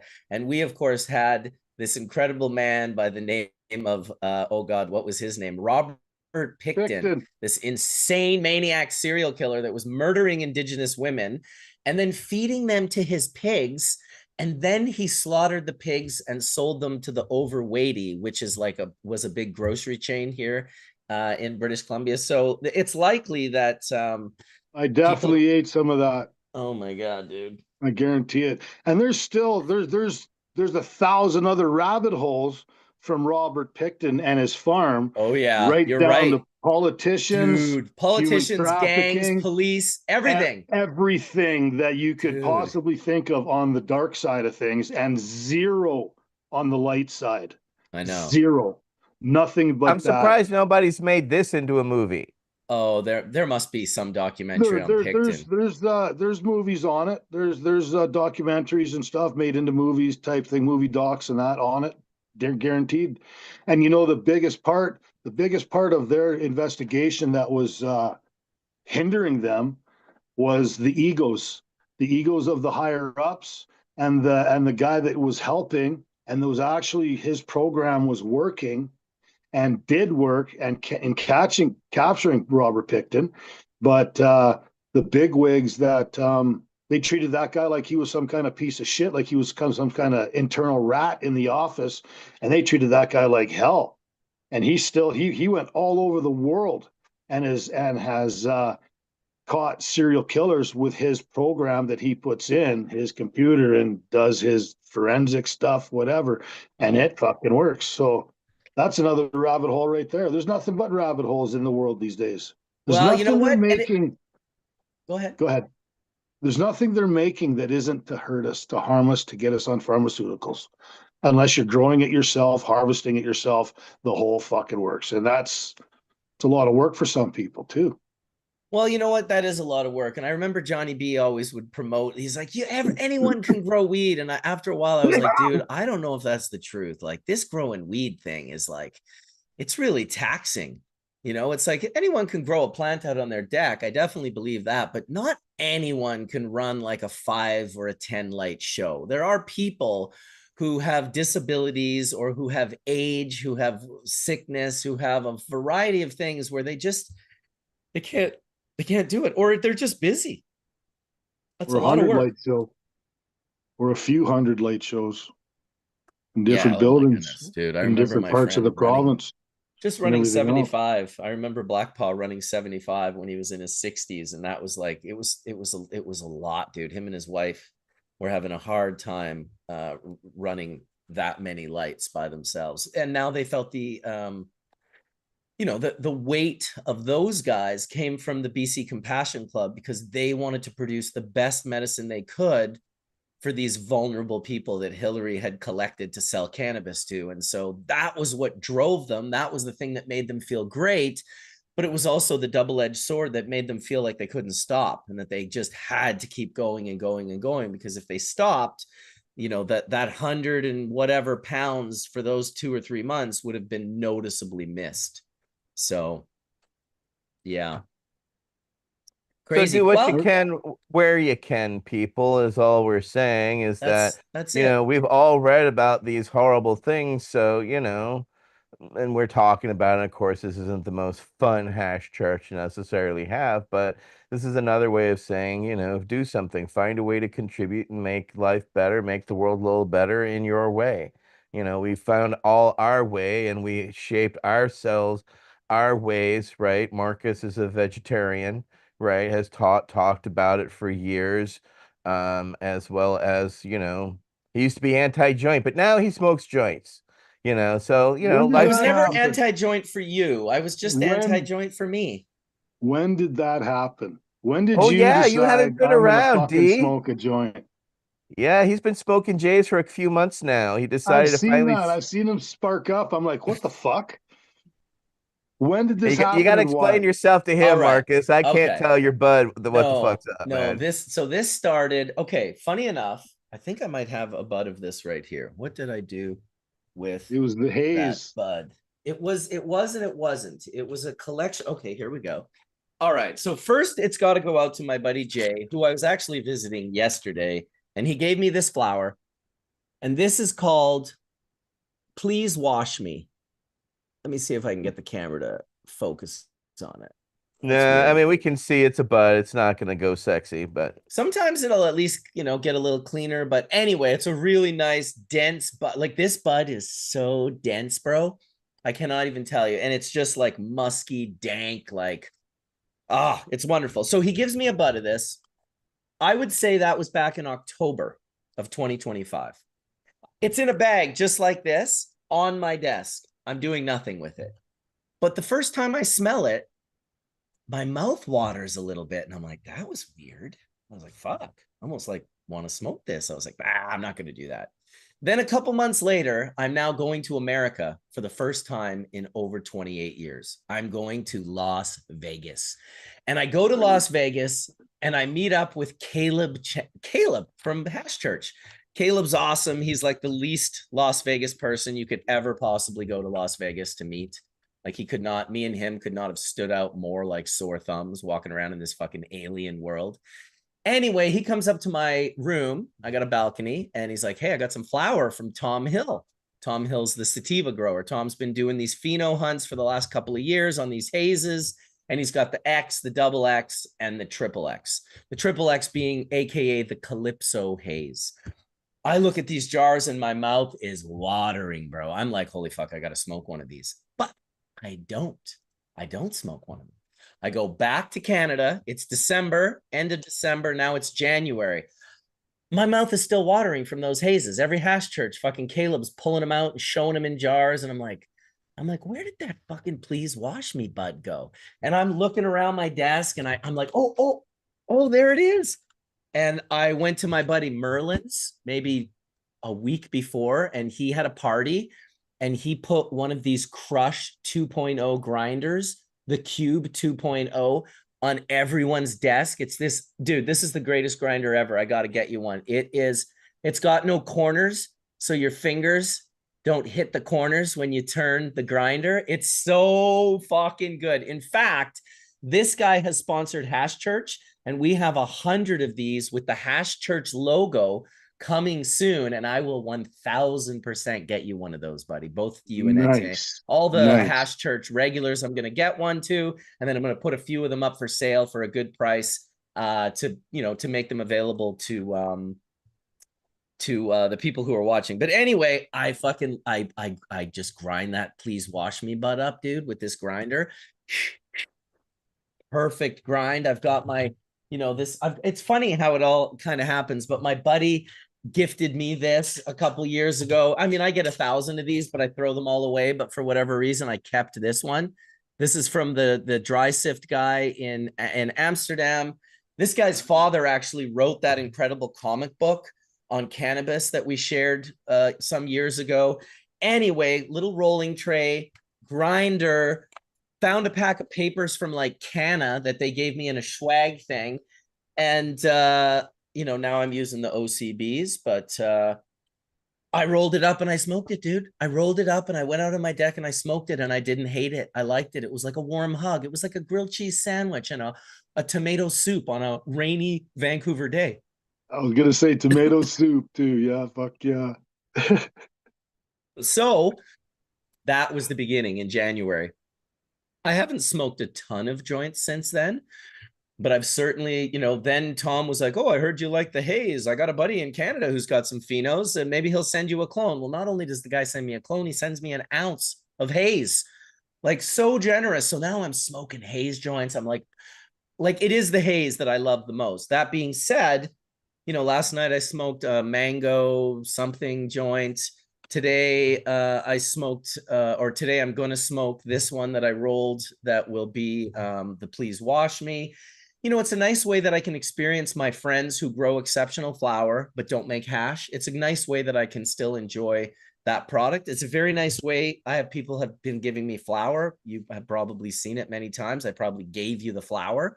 People used to give me flower and it was kind of like lame that I didn't, use it myself. I would give it to my friends. And so now if the flower is nice enough and it's a cultivar that really kind of makes my mouth water, I will, I'll take the bud happily and roll it up and smoke it. So not a ton of joints, maybe 5 or 6 joints a month, maybe a little more. But the fact is, I'm very happy in the sense that when I smoke them, that I'm smoking them with my like 24-year-old lungs, because that was like the last time smoke hit my lungs like that. So not that I think cannabis smoke is super detrimental to your lungs, but I can't imagine if I smoked, 180,000 joints between then and now that my lungs would be in the exact same shape that they're in today. And as a 53-year-old man, I'm stoked to have feel good in my lungs and in my body. So, I'm going to enjoy some joints, but I'm never going to go back to smoking 50 grams of flower a day. That was just outrageous, dude. Yeah. But the world is changing, dude. The world is changing. I'm smoking joints. There's so much rosin and hash and stuff out there right now that it's almost like we did a lot of pioneering with some of this stuff and everything like that, but it's almost like a lot of people don't have a clue Oh, it's amazing, dude. I love it. It's so good. Because in a sense, it's good in the sense that people still don't have a clue, which means it's still fairly easy to succeed if you're a lifer. If you just like, I'm a lifer. I'm stuck in this forever, dude. I can't do anything else. Like, what the fuck am I going to do? I don't have anything else. I've always been doing this. There's nothing else for me to do. So I kind of tell my partners even, it's like, look, I want to make this work with you guys for sure. But just, understand that if you give up, I am absolutely not giving up. I'll just continue on to do this with the next group of people who are inspired to want to do it. I'm a lifer. I'm stuck in this for sure. And you're definitely not wrong. There's a ton of people involved now that are kind of new people that don't really know. Some are exceptional. There are some exceptional people who have kind of come out of the from the scholarly world, the university world, people who really studied for cannabis to get into cannabis jobs, which is awesome. I think that's amazing. And I still meet people even today that are new, younger people that have just, have only been in this for a very short period of time, but I recognize the passion they have. It's like the same passion that we have, kind of thing. And so the fact that that's still being born and growing up and being created into the cannabis industry, it gives me hope. There's always you always want to look for the younger guys that are going to take the baton and take it to that next level, because we can't do it all. We just You know what? Etienne maybe can do close to all of it, but no one else. One of my favorite things from Hash Church and being on YouTube and doing all this type of stuff is meeting people in the most random places that know you from the show. Dude. And are like, I threw out this bag of leaf at the dump here last year, a couple years ago and stuff. And I went back to grab it because I was, holy fuck, you guys put that in there? Like, come on, let's got the boys to jump in the dumpster and fish it out, because it's good fucking hash right there. And the kid beside me and his dad, he's like, you're D420K, aren't you? And I'm like, yeah. And he goes, what's in the bag there? You throwing some fucking shit out? And I'm like, I accidentally was thrown out because this stuff's good shit to make hash with. I'm going to make some hash. He's like, wow, man. So excited. And meeting guys that have taken our inspiration and even perfected, like, I mean, the operations procedures of these guys are so precise and intricate and perfect, and what they get out of it is stuff that I remember when we were pressing hash and we were going, why the fuck are they pressing that? Like, fuck, we should just be pressing flour. The hash is too good to be pressing. And we were doing that before they were pressing it by putting it in boiling water and stuff and melting the dry sift and everything. And then the rosin comes out, and then we're doing flour, and then people are doing the dry sift or the absolute unbelievable bubble hash that they're making with the freezers and everything else. It's like, Dude, we had fun. wow. Yeah. Dude, you and I got hurt pressing hash. Oh, fuck my shoulder. I remember that. Dude, we were like, let's make an ounce of rosin on my deck, and we quit at 14 grams. I couldn't even ride my bike very good. I had to wait a few days to go back up to PG to. Dude, I was hurt for like 11 days. I'm not even joking. Yeah, same. That was before I was taking care of my body, though. I wasn't lifting weights or I wasn't working out or anything. I was weak inside my body. Does your boy ever practice with those throwing knives? Oh gosh, yeah, we played with those like crazy, dude. Are you kidding me? Nice. Fuck, dude, those things are psychotic. Fucking giant throwing knives. You can live on. You can survive with those, man, right there. Yeah. Well, hopefully, hopefully it doesn't get to that. Yeah, true. Fuck yeah. Because I got to nice admit, to know you can. Well, exactly. That is true. That is true. And it's better to be a warrior in the garden than a gardener in a war. Wow, isn't that the truth? Isn't that the truth? I love my garden. I got a few plants out on my deck. I got some plants that are at a buddy's house that I got to go pick up, and I got some other plants that are at another buddy's house. So I should have maybe 20 or so plants out on the deck today. I got that haze out there right now from Tom Hill's buddy here in Canada. For whatever reason, this haze, I got it, and I kept it kind of under a small light, and I slowly brought it towards. This thing just would not grow. It like I would say that it sat in stasis for like maybe 2 or 3 months and did not grow at all. I was so confused by it. I was like, I've never seen a plant like this in my life. It was a little clone and it just stayed little. Now I probably had it for over 3 months and it's probably just this tall, but it's now starting to branch and starting to grow. So I can tell whatever it was doing, it's reverted to going back and actually producing veg. So I'm looking forward to having a nice tall haze plant. And before it starts to flower, I'm definitely going to take some cuts and, get some cuts to some of my buddies because, it's 16 weeks. Everyone should have a nice 16-week hazer. Why not? Yeah, exactly. All right. Well, I think it's time for a little Puffco with D420K. Fuck yeah. Oh, guess who's done with his joint now? Oh, snap. So how do Oh, you feel after that joint with the CBD and the dabs? Like, do you feel the CBD really kind of keeping you from getting super high, or do you just get a really lovely? I don't get a not high from CBD. I get a more relaxed state. I get the medicinal. I get the both, Well, it's that not a not high. homeostasis. It's a Uh, it definitely affects the potency of the high. I mean, Yeah it's and no, depending on what you put in it. Like I said, I put, there's 10 dots of dabs in there too. So, right. the Yeah. mix is a nice vibration that is it's for me, again, it's my morning coffee, so it's just kind of waking. You're right to Uh, dabs after that. well, you can't smoke hash all day if you don't start in the morning. That's true. That is true. My friend the Ganja Goddess just posted that. I shared it on my story today. Now we have to share it because why not? But yeah, she literally, that's what she wrote on her thing. This is her right here. This is the Ganja Goddess. This girl is so cool and nice. She went and hung out with us. She's in Illinois, big supporter. But these words right here next to the screen say you can't smoke hash all day if you don't start in the morning. So shout out to Alexis and her brothers. I know you're watching. There's a great saying at a puff of keef in the morning makes his man as strong as 100 camels in the courtyard. I have Oh, that. It's Rick Griffin did a poster of it, and I have a copy of one. I have to get it framed, but sick. it's a drawing of a hookah.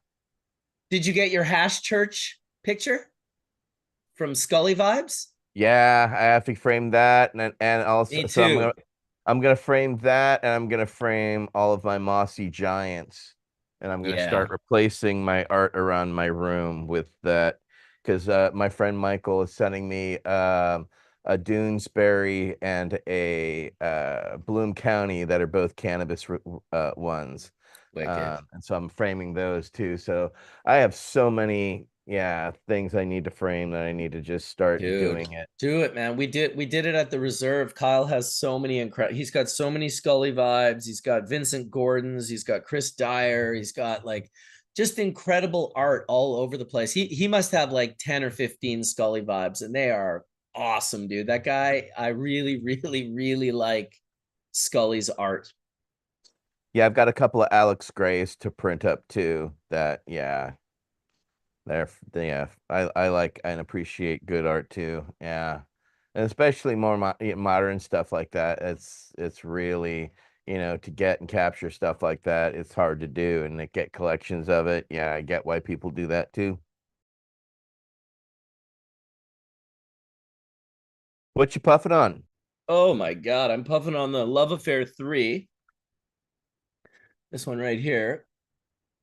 I really quite like it. It's wet and shiny and good.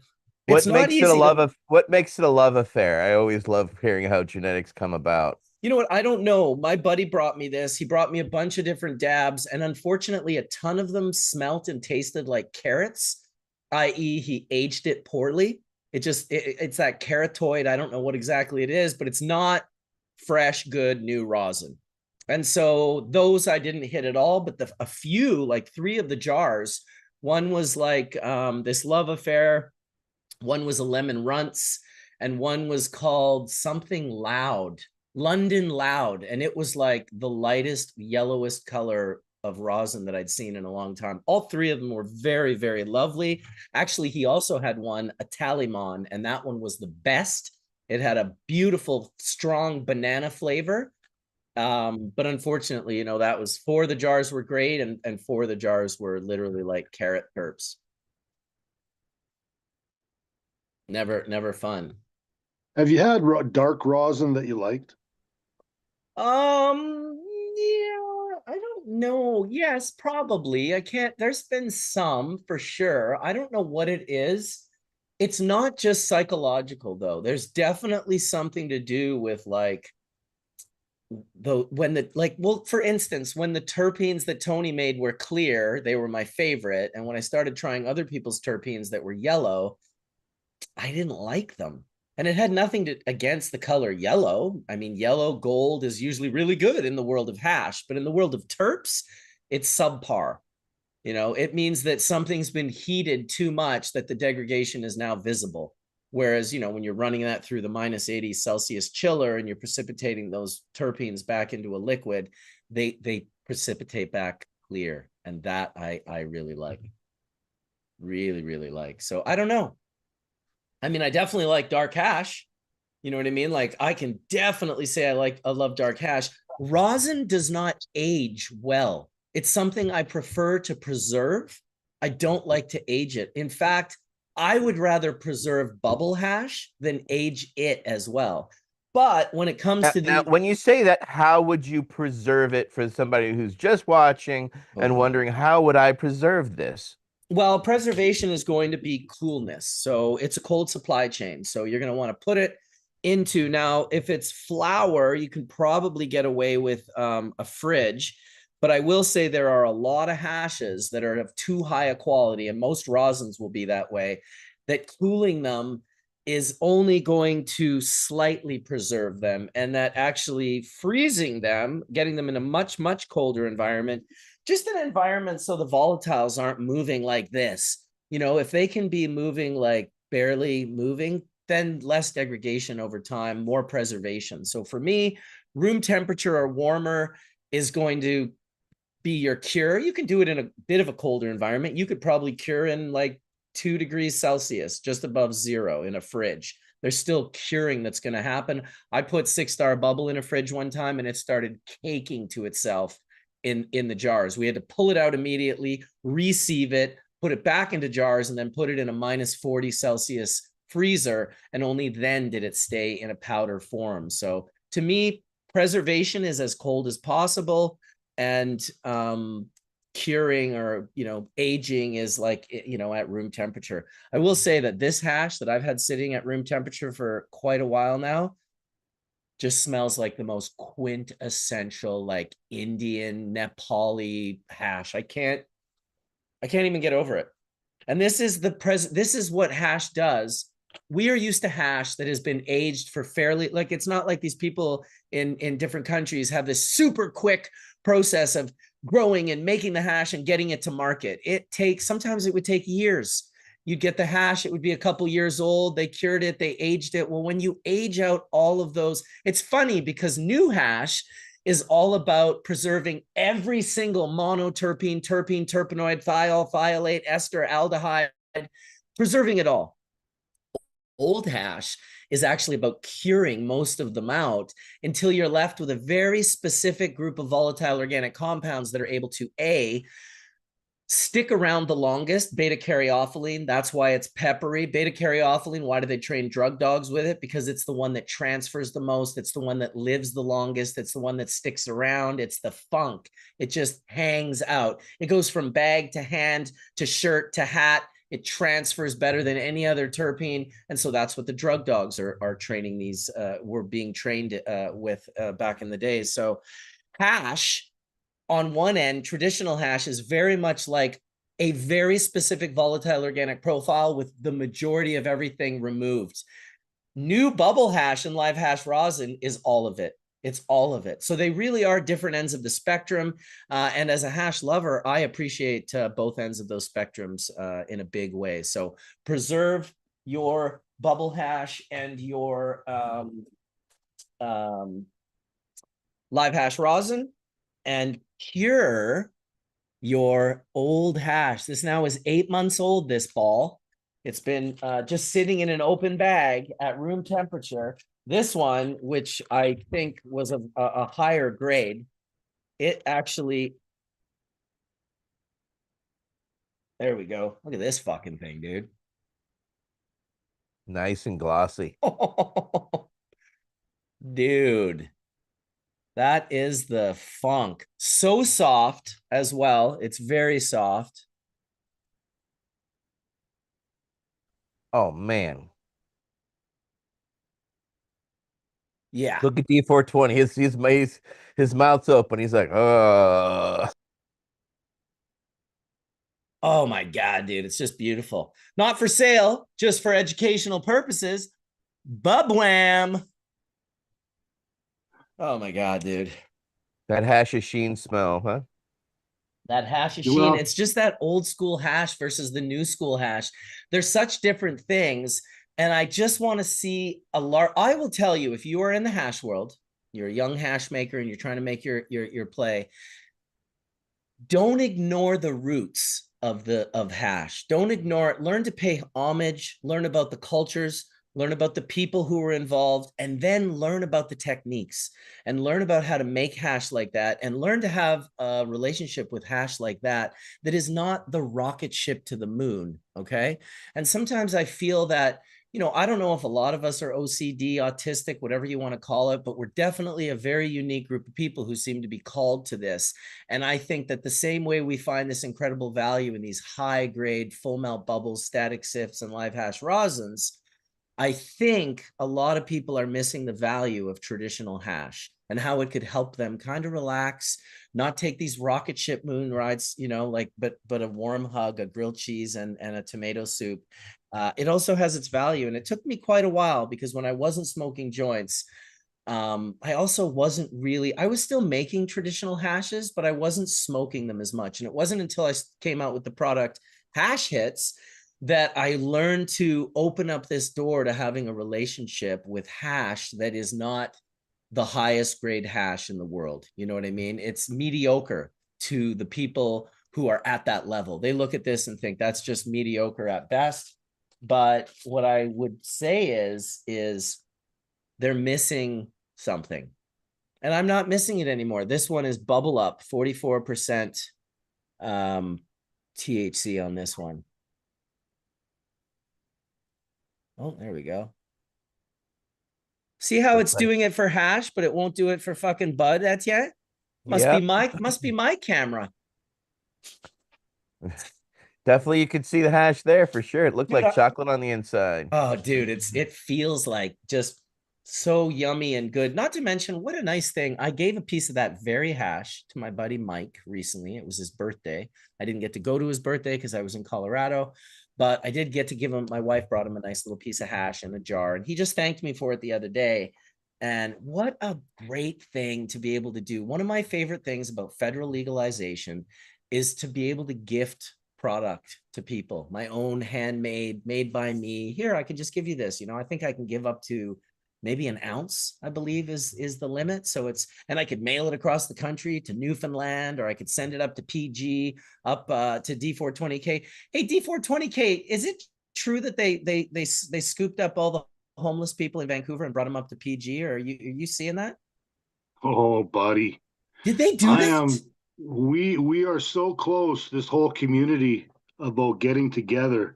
There's this poor little lady named Kira Hammerstrom that all of a sudden all these Vancouver street transients and whoever they are bust up here. All of a sudden a girl goes missing. And this girl has been missing since. And there's a big family here, and they're badasses, man. They don't fuck around. They're gonna, I hope they do catch this guy, because he's gonna get it. These people will. So they brought all the homeless people, or a big chunk of them. I heard Kamloops got a bunch. Lake. This is Williams for FIFA, Etienne. We have FIFA in town right now. Prince George, you want to talk about some Creek, bullshit, dude? Fort St. John, and how do they get them there? By bus. busing money and But just what funding and just got them all together in the middle of the night and put them on a bus and shipped them out. yeah.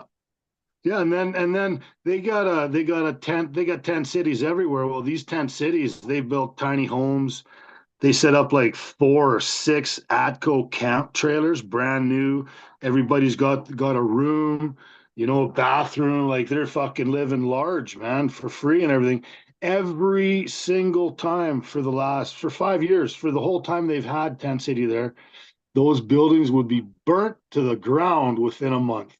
Every one of them, because of the mental illness and stuff that people are having out there with the addictions, with their traumas, with everything else. Some of these people really do need some friggin' help to be Yeah, housed, to it's be no joke, dude. monitored, It's no to joke. be They're not monitored. just And drug addicted. Like that is that's just right. that is a That's right. side quest of what they're That's going right.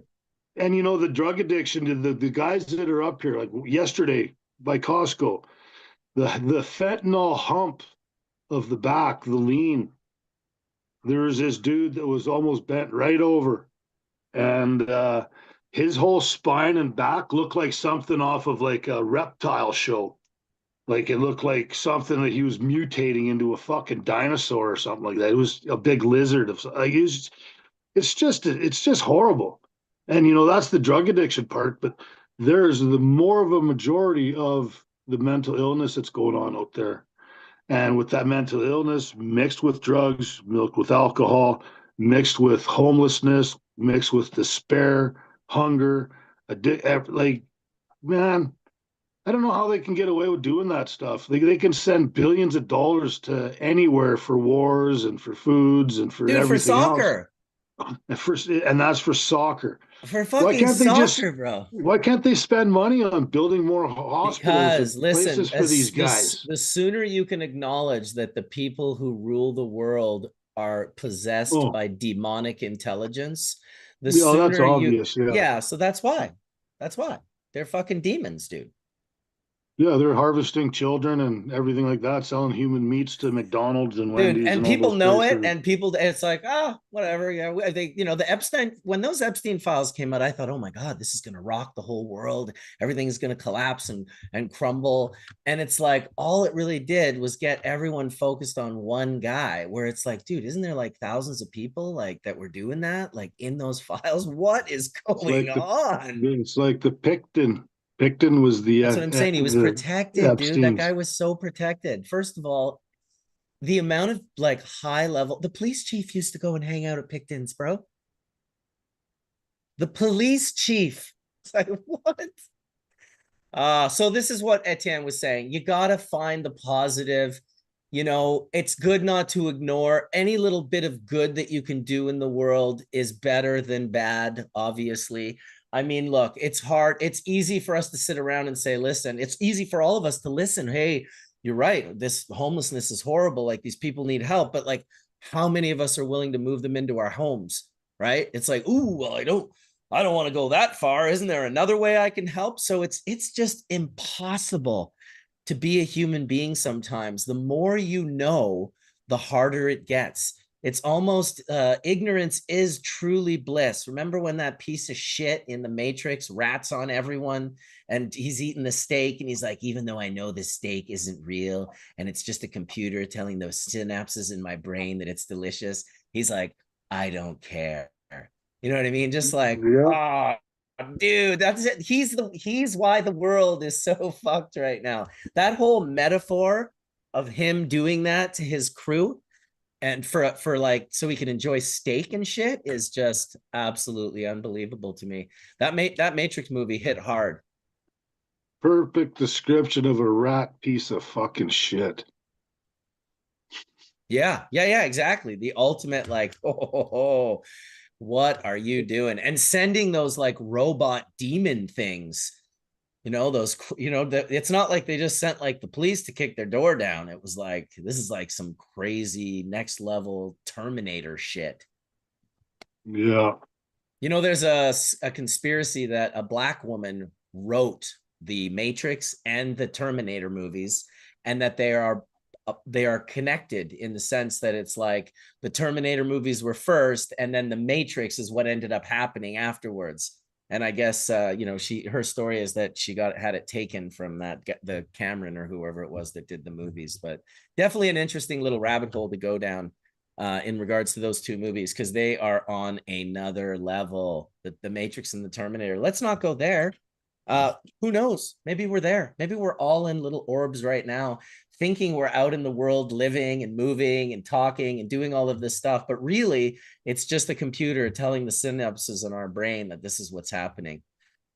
Who fucking knows? Well, then if that was the case, then it's not the case. You can still have an effect. But here's a positive one that we had an effect on this week. Ukraine's first legal medical cannabis products were dispensed to military veterans and women with MS. And I helped directly contribute to that, as well as Michael Krawitz and our group from our work at the UN. So again, positives, little things, little victories. Now, how'd that happen? Well, we went to the UN. I've been going to the UN for years. Michael's been going again since the 90s, but since 2022, I've been doing events. And then 2023, I started going to the UN, and it's been a education. But while being there and wearing our Veterans Action Council hats, other countries search our little hats and what we're wearing and realize that we were cannabis experts.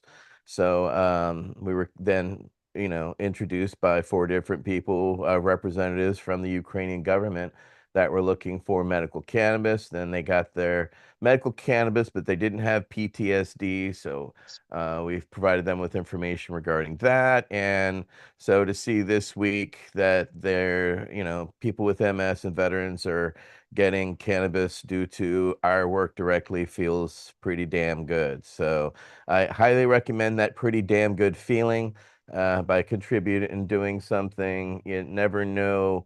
It can start off just by something as very simple as providing literature and information, introducing somebody to someone, and then next thing you know, change happens. So little things become big things over time, but you have to put yourself in those places to do those big things, right? So you never know what happens when you put yourself in those places. And that was just one place and one access. And to see that happen and appear in the media this week was kind of cool. So I definitely It's feel good amazing. about that, It's positive definitely, change.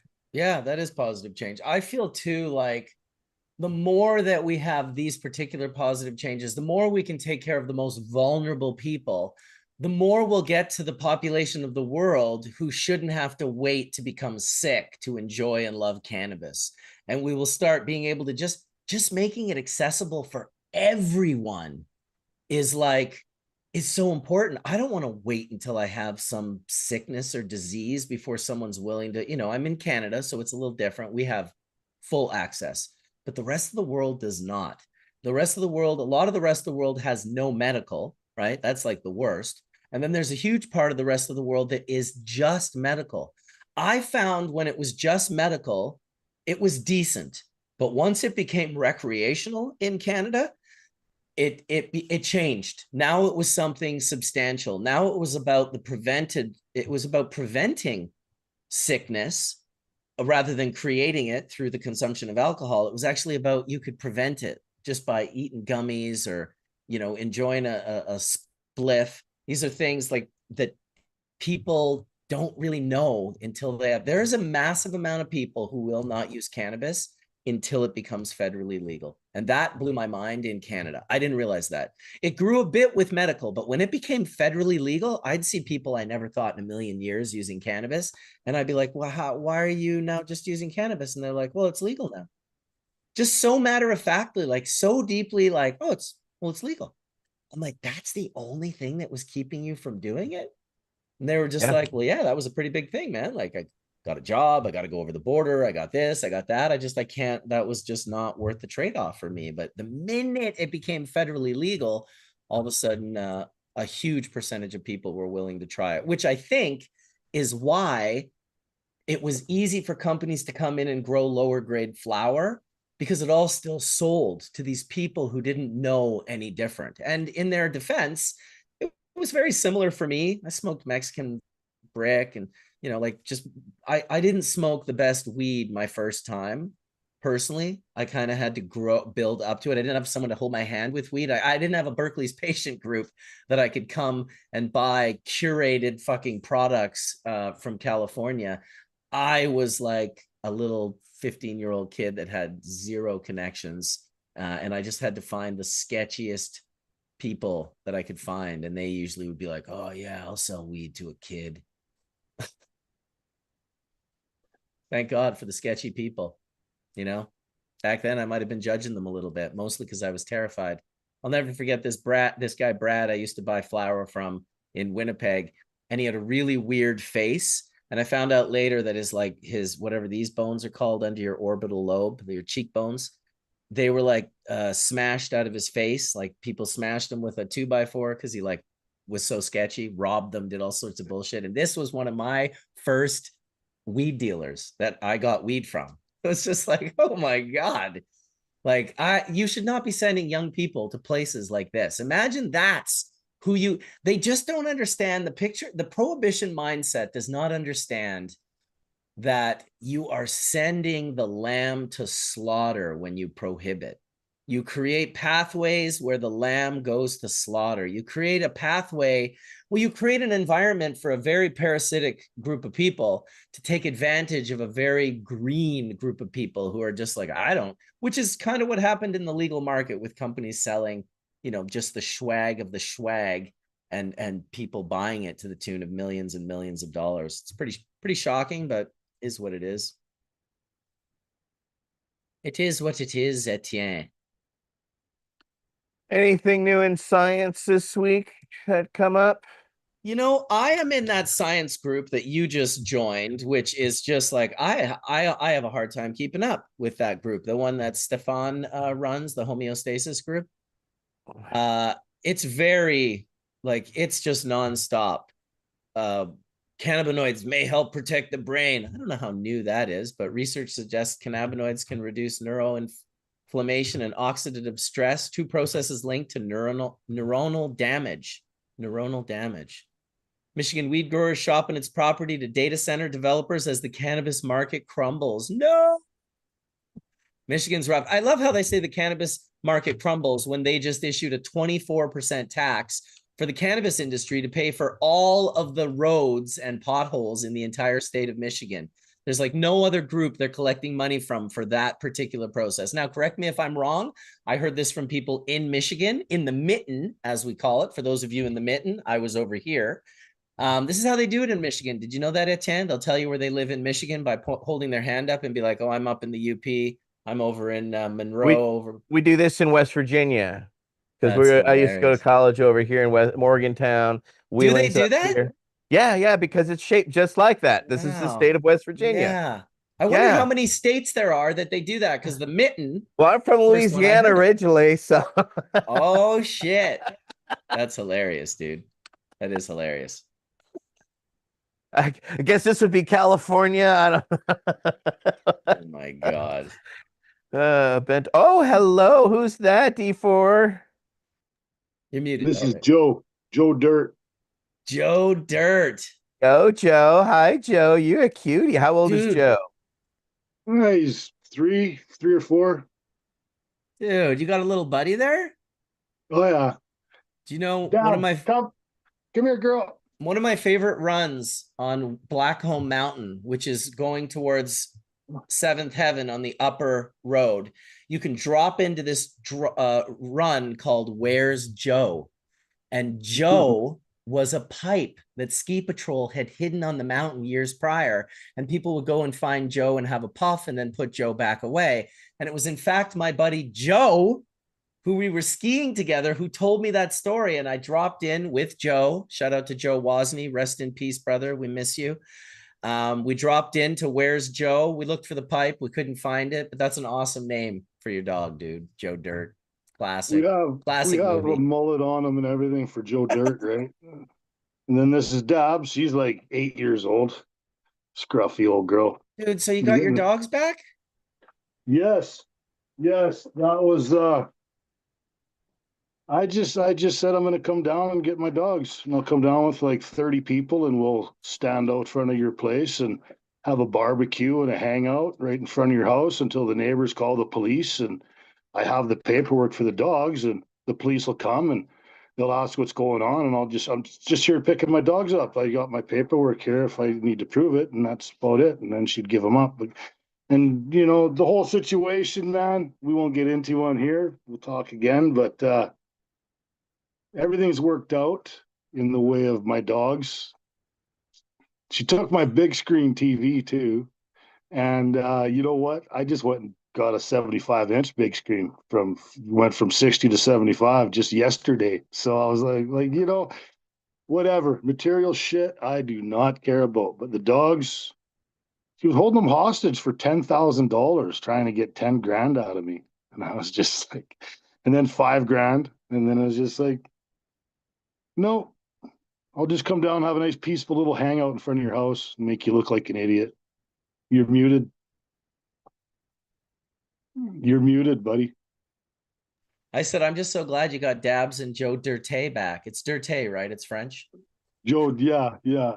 But you know what I'm doing through all of this BS, I'm being a nice civil person because that's what needs to be done.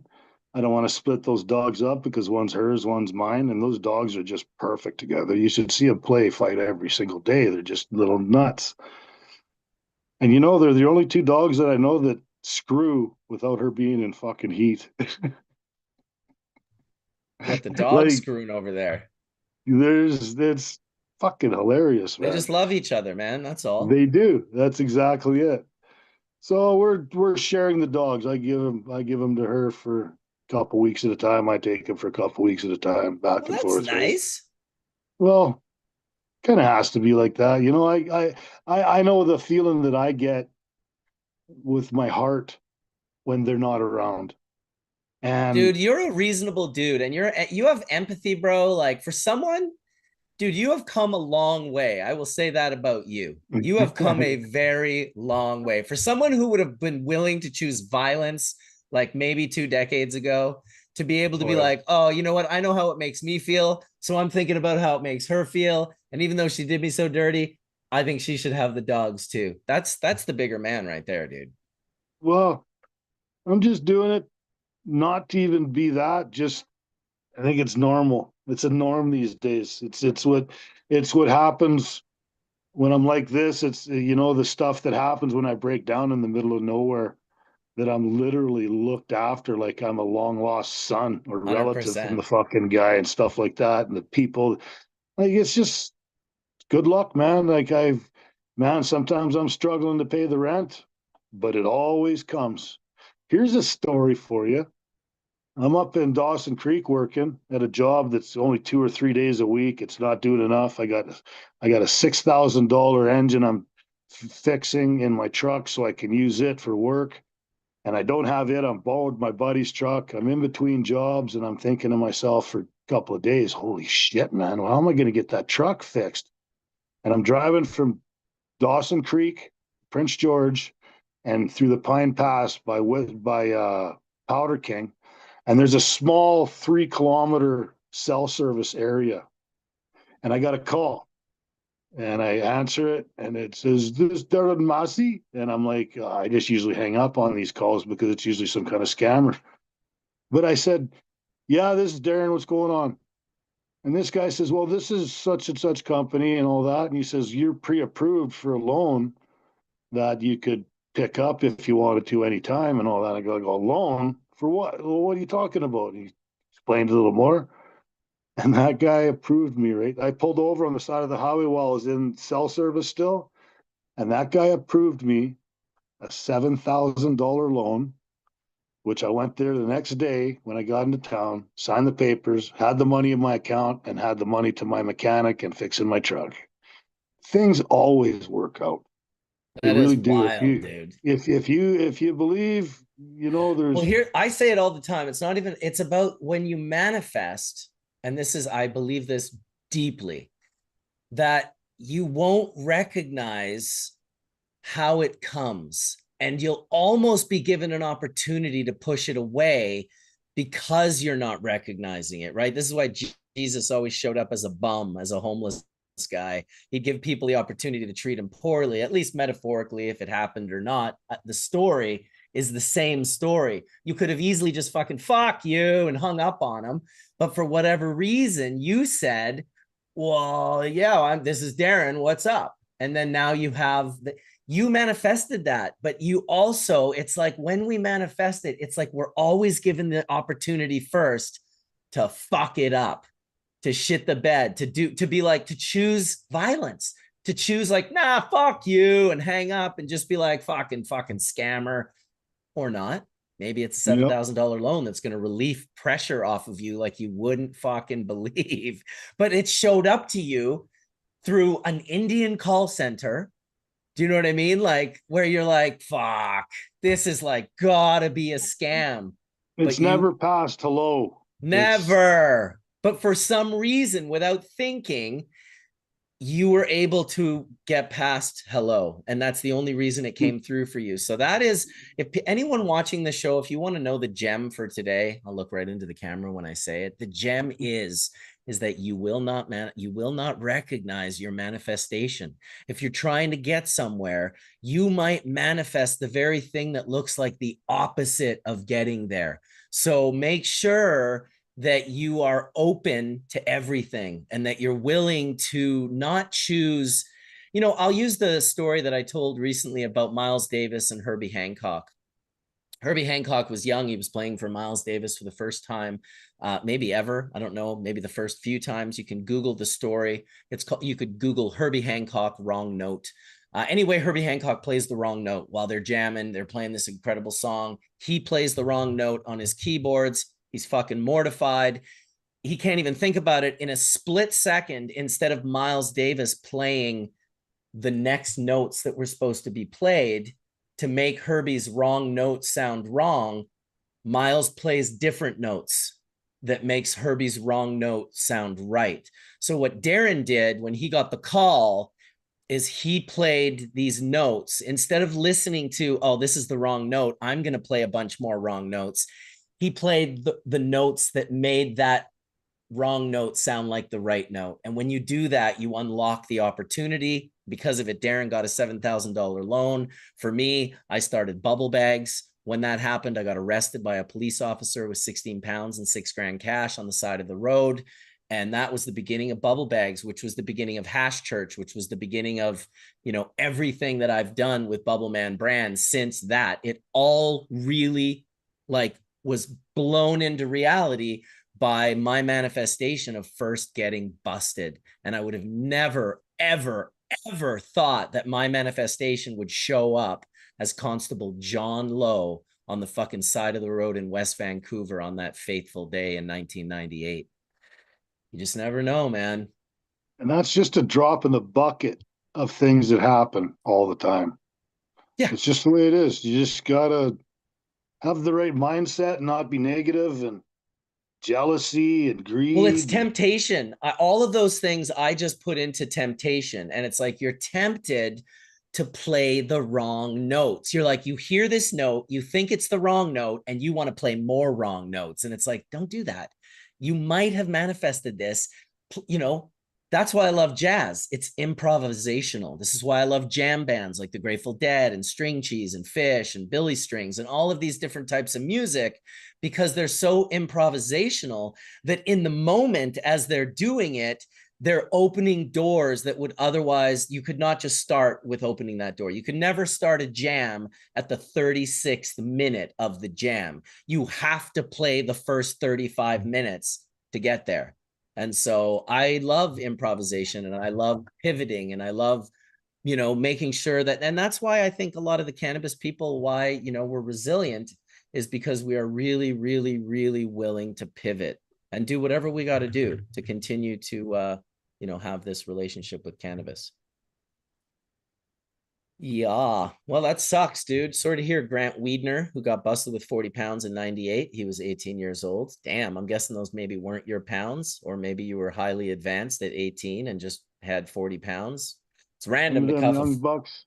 Remember them 18-year-olds. young boys in the Okanagan young guys grew side of the mountain crops outdoors Oh and yeah. grew thousands of pounds and Yeah, fucking it's insane. those boys made some money, man. Made some money. Yeah, they really did. That's When outdoor insane. It's was a wild. couple of thousand a pound, I know. you know? And their outdoor had no seeds and looked like greenhouse. Oh yeah. Fuck yeah. Proper.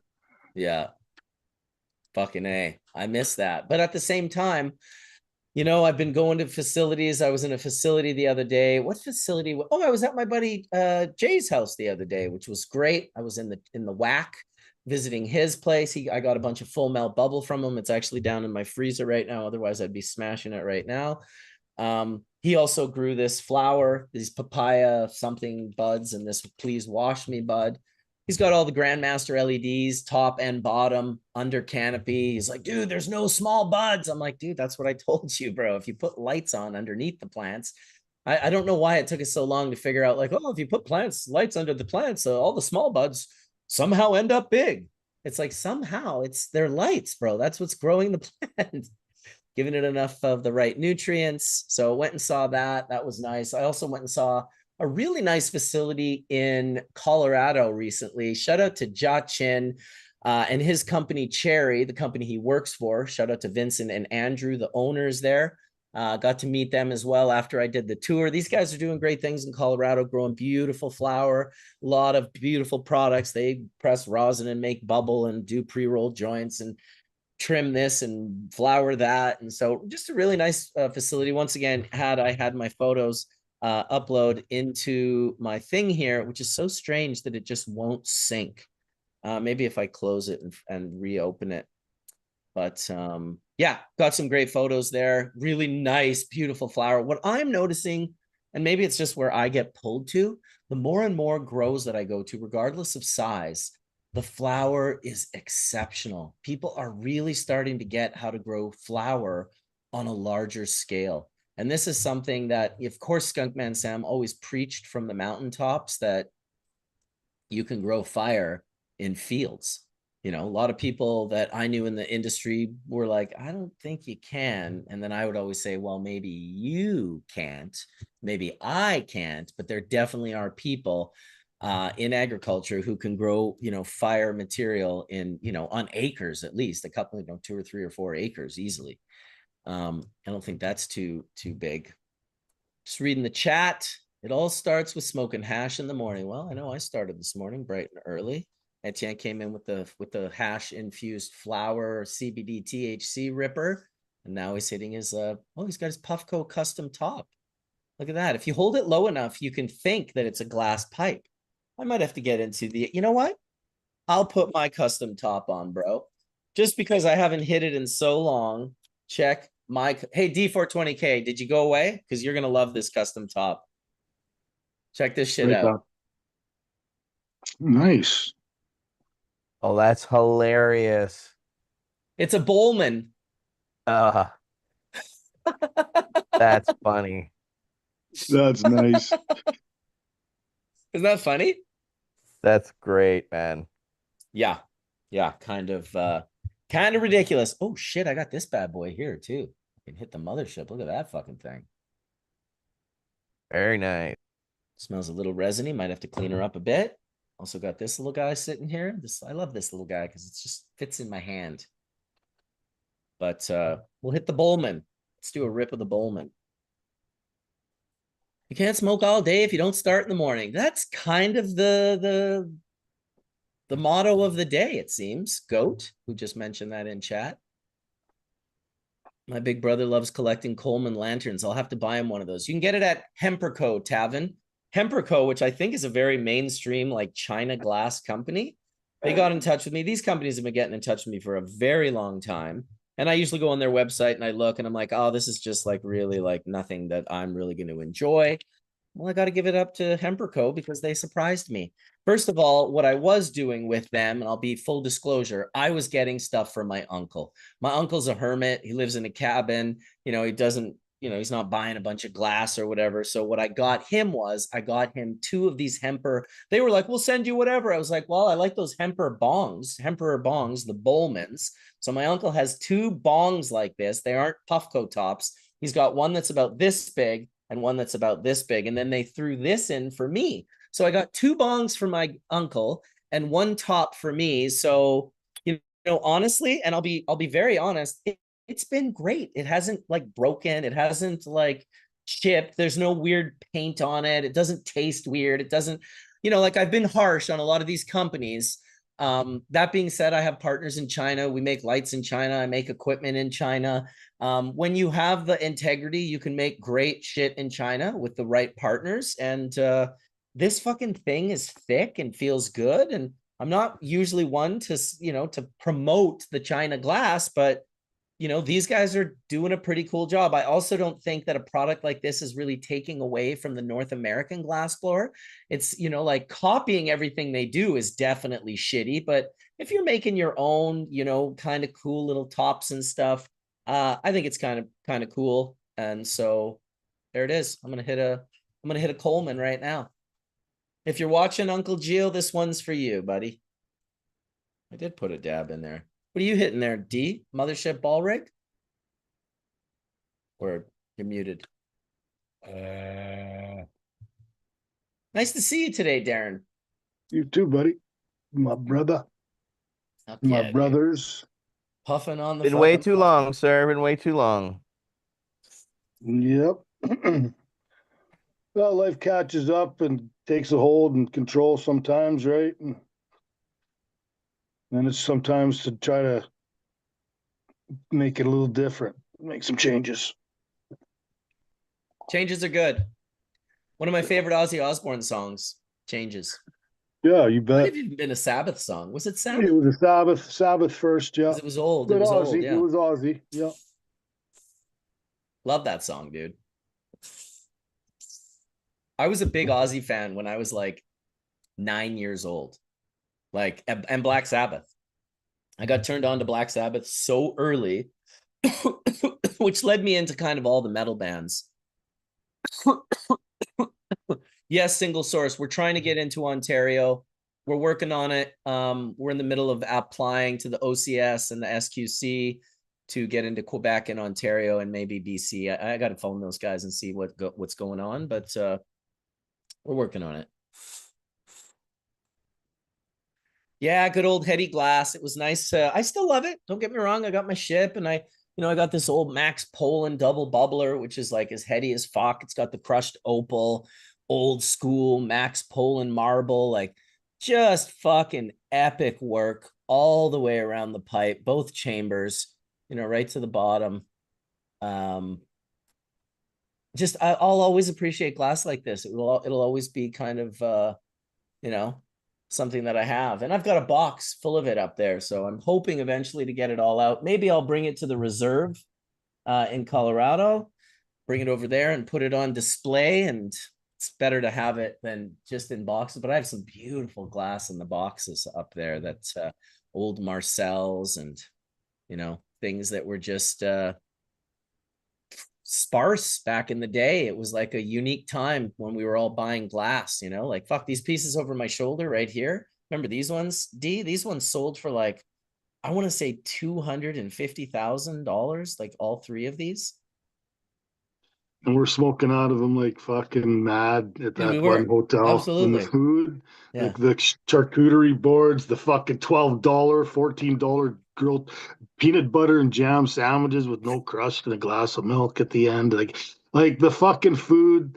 I got those pictures up on Instagram, on my Instagram shit. The foods were, everything was always about the food. Dude, you're a foodie, man. You're a foodie. You're like, I want to go fucking eat. I'm like, all right, yeah. dude, well, where do you want to go? He's like, I don't know, but it's got to be good. Yeah. Oh, yeah. Fuck, sure found lots of good places in Van. That's one of the things I want to do this summer is do another food tour. I haven't done a road trip on my bike in 3 years. I'm in the same boat, dude. It'd be nice to rip up on the highway with you. Putting 10 to 15,000 K on my bike in 2 months in the summers. Like, dude, easy. Remember when we got pulled over together? What happened? Don't you remember we got pulled over going up Cypress? Oh yes, yeah. We're just going a little too fast. He goes from the one corner where the rest stop is up. We don't patrol up there if you guys wanted to go fast or whatever. He was such a nice cop, dude. Yeah. Did we get tickets or warnings? I think he warned us. Yeah, because I don't, like. And we were speeding, bro, like 40K or 30K over the speed limit, not like 10 or 5 on motors, on loud screaming eagle pipes. Yeah. Oh, fuck. He was right. What happened was he was behind us. We didn't realize. And then someone was going slow in front of us and we like ripped around them.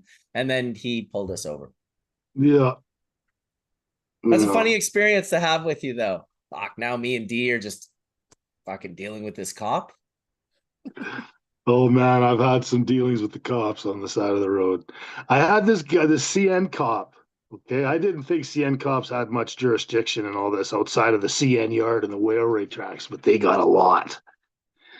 And I come in from a 100-kilometer zone into an 80 zone, and then a 60, and he was going slow, and I went past him because I was a cocky young fucking biker, and the guy puts his lights on, pulls me over at McLeese Lake up here in the north. Then I get off my bike and he gets out of his car and I look at him. I go, "You can't fucking pull me over. What do you think you're doing?" And he just looks at me. What?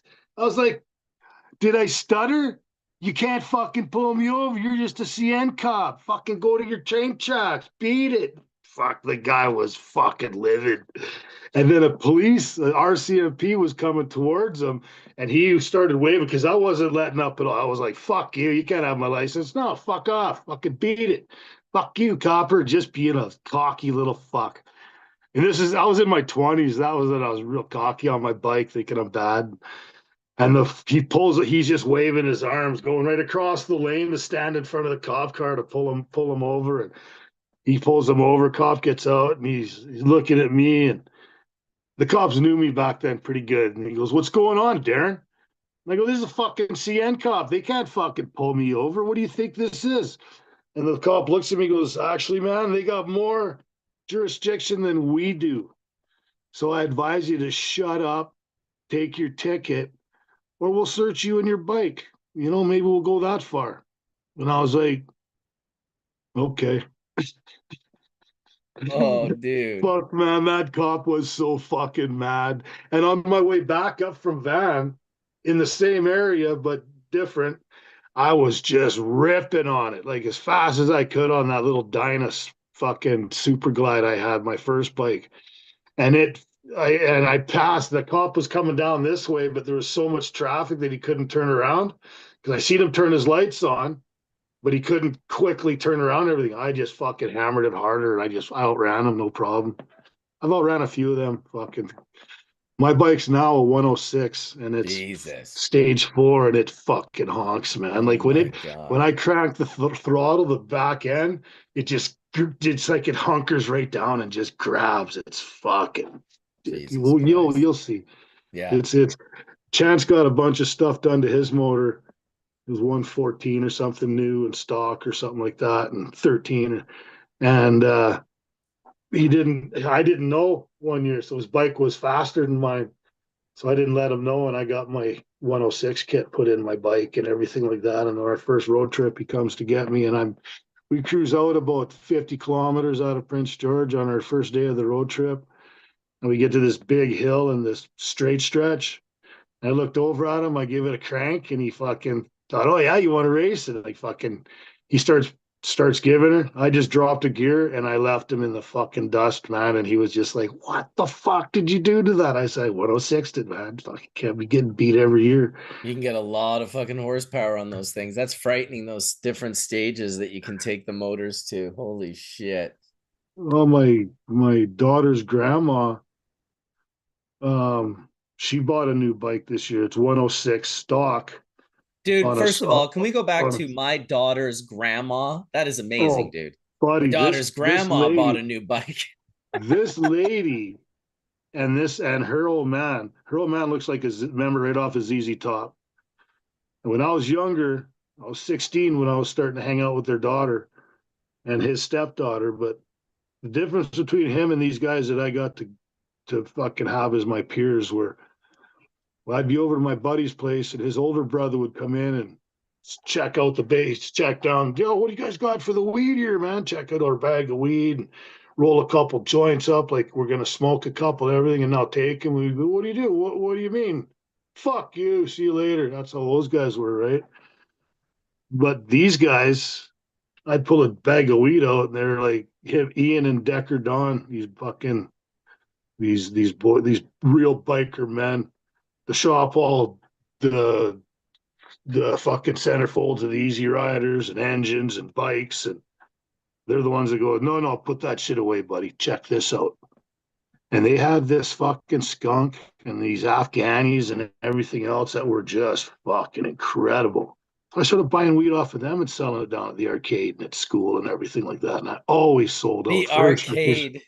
because it was always the best of the Dude, best. we definitely grew up in the same generation.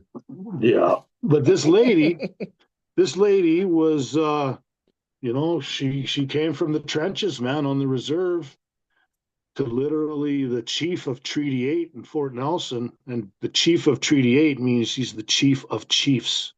Wow. And the political stuff that she did for the native communities, for everything that could possibly be good is incredible. And she's going on for council now. She's not the chief anymore. She gave it up, but she has rode her bike all over North America. She's got tats from head to toe. She is a strong fucking native woman warrior. And my granddaughter, like my daughter has ridden on the back of the bike on Ian's or Liz's through the rains, through the sun, through the deserts, through everything. And like she's a seasoned rider and everything like that. It's pretty cool. That's Pretty awesome, cool. dude. Powerful lady, strong lady. That's And really Monica's grandma. Yeah. That's awesome.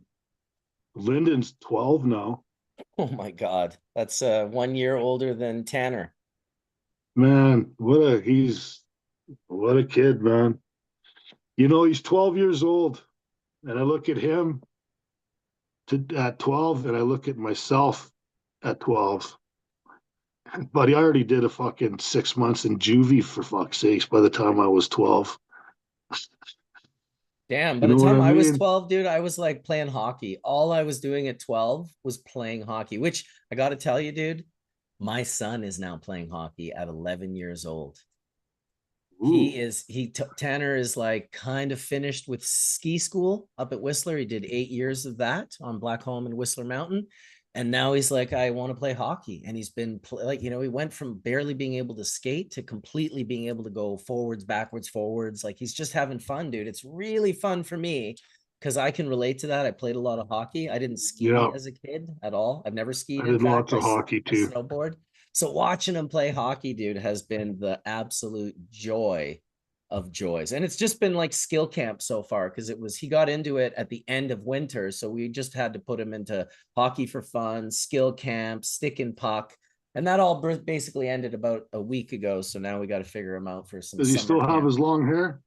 No, he's kind of got a bob hairdo. He kind of like Oh, yeah. cuts he's got this hairdo that he himself picked years ago and he's kind of been rocking it ever since. But Nice. yeah, dude, Yeah, we'll I have to love get those two watching. together one day, man. For sure. I think For they would. sure. Tanner's always got a parade. That's what Shar calls it. He's just got a parade of kids around him. He's got the trampoline. They got their little electric Oh, scooters, and same. they parade around, dude. You know, Lyndon's moms, he's got two moms, right there. And that little dude has a little rec room in the basement, like you have never seen a kid have from the hockey stuff. He's got those little hockey. It is a fucking amazing. The Mini stuff he sticks. collects, mini We sticks, play mini sticks all the time, dude. man. Like the stuff that he gets to do, that his mom support him in and treat him good with, and like man, I just can't believe how well this young boy is thriving. But he's a typical little boy. He's a little shit. But we're two blocks, 3 blocks tops away from each other. So I go over. Here, I'll show you this here. I go over to his place at any given time, That's awesome. Nice and and we close. do this stuff here. I wonder if I can do the camera. If not, Yeah, there'll be a flip button. So, oh yeah.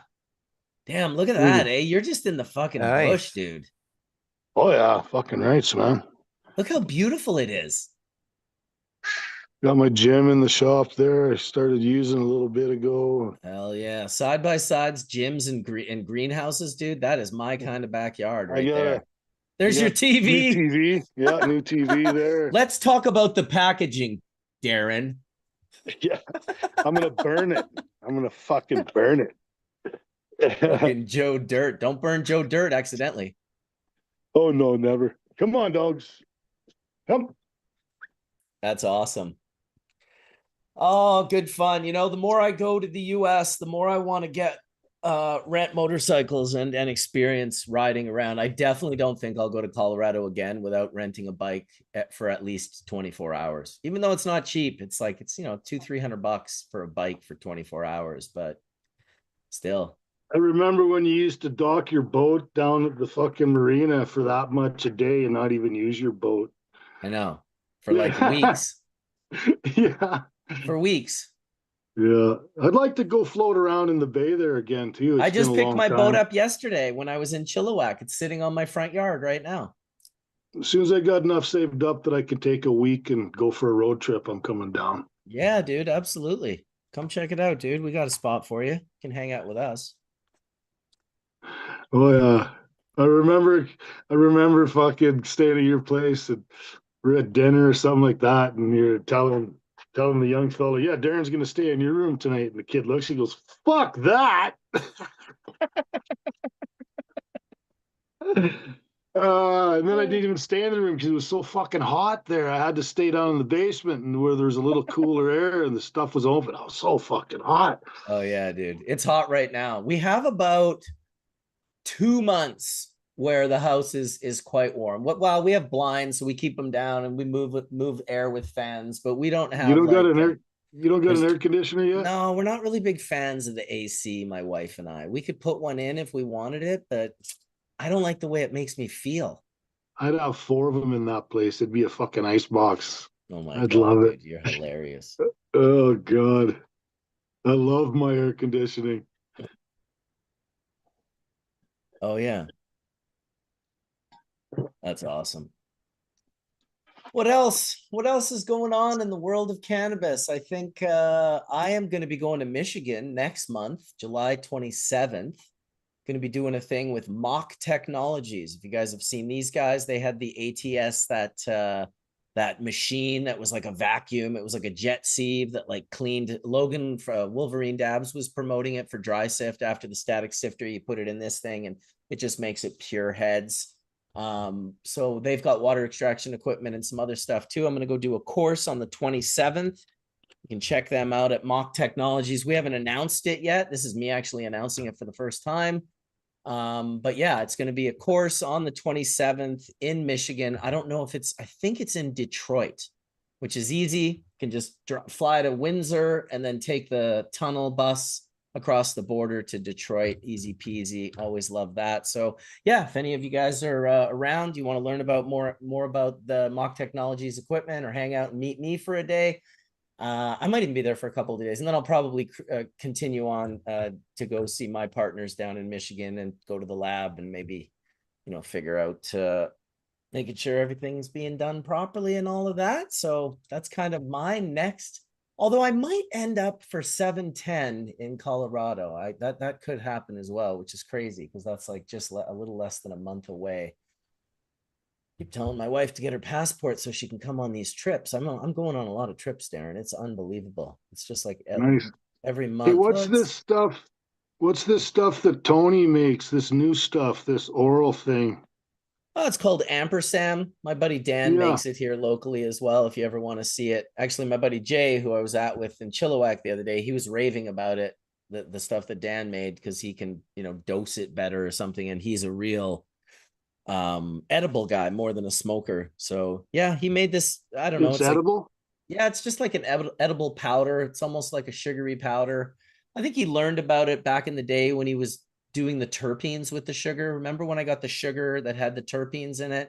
I think that process led to create Ampersand. My buddy Dan knows the process, or at least very similar, because it looks almost identical to what Tony was doing there. But yeah, just another kind of way of doing an edible product. Pretty cool. Personally, I ate it a couple times and didn't get high. Now, I don't know if I didn't take enough or what it was. It was given to me in Barcelona and I had some and I scooped a couple scoops down and I didn't feel it. I always feel it. I usually feel it. Now, my buddy Jay the other day, who was using the stuff from Dan, he said it was very strong.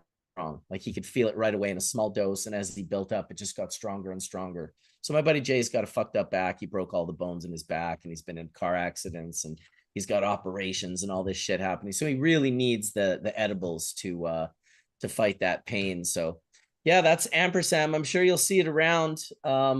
Like anything, I think Tony was the first to kind of produce it. I've heard tapioca shells. I've heard all these different weird things that they use to create it. I have really no idea what it is, but I'm sure you could take it to a lab and get it tested and it would tell you exactly what everything is. You know, another way to get THCA. I mean, honestly, these things, everything that we love, whether it's a cream or a drop or a patch or a beverage or a whatever, it's always the cannabis that's the magic. And I think in the cannabis world, what we tend to do is try and use the magic to create a proprietary product that we can then brag is only ours and that we created it and we control it. But the bottom line is it's cannabinoids and volatile organic compounds that are the magic. And it seems to be, even when Rick Simpson was using naphtha to make, you know, that fucking black oil, and it was definitely not the cleanest product, it was still shrinking cancers out of people's bodies. And that's fucking naphtha, dude. You know how like shitty naphtha is? Wasn't he using isopropanol? I think down the road, I think originally it was naphtha and then it turned into isopropanol. Is Either that way, naphtha would make the oil nice and yellow, is what that used to do for us. well, I mean, naphtha will make the oil dark first, but if you run it through a charcoal filter, then you can make it red or oil, or honey colored, like cherry. golden. Yeah, cherry oil was first because you only have to, when it's black and or green, when you run it through charcoal, it removes the color and makes it red almost right away. But then to take that and go and make it golden, this was before all the media and all the CRC. This was just basic carbon. It was a lot. You'd lose like 9 grams of the 10 grams of oil to make 1 gram of like golden see-through oil before BHO, before, you know, all of that stuff. But people figured out a better way to do it, I guess, as they do. All righty then. Smoking Bubbleman rips. I wonder what my uncle's doing right now. I wonder if he's smoking a Bubbleman.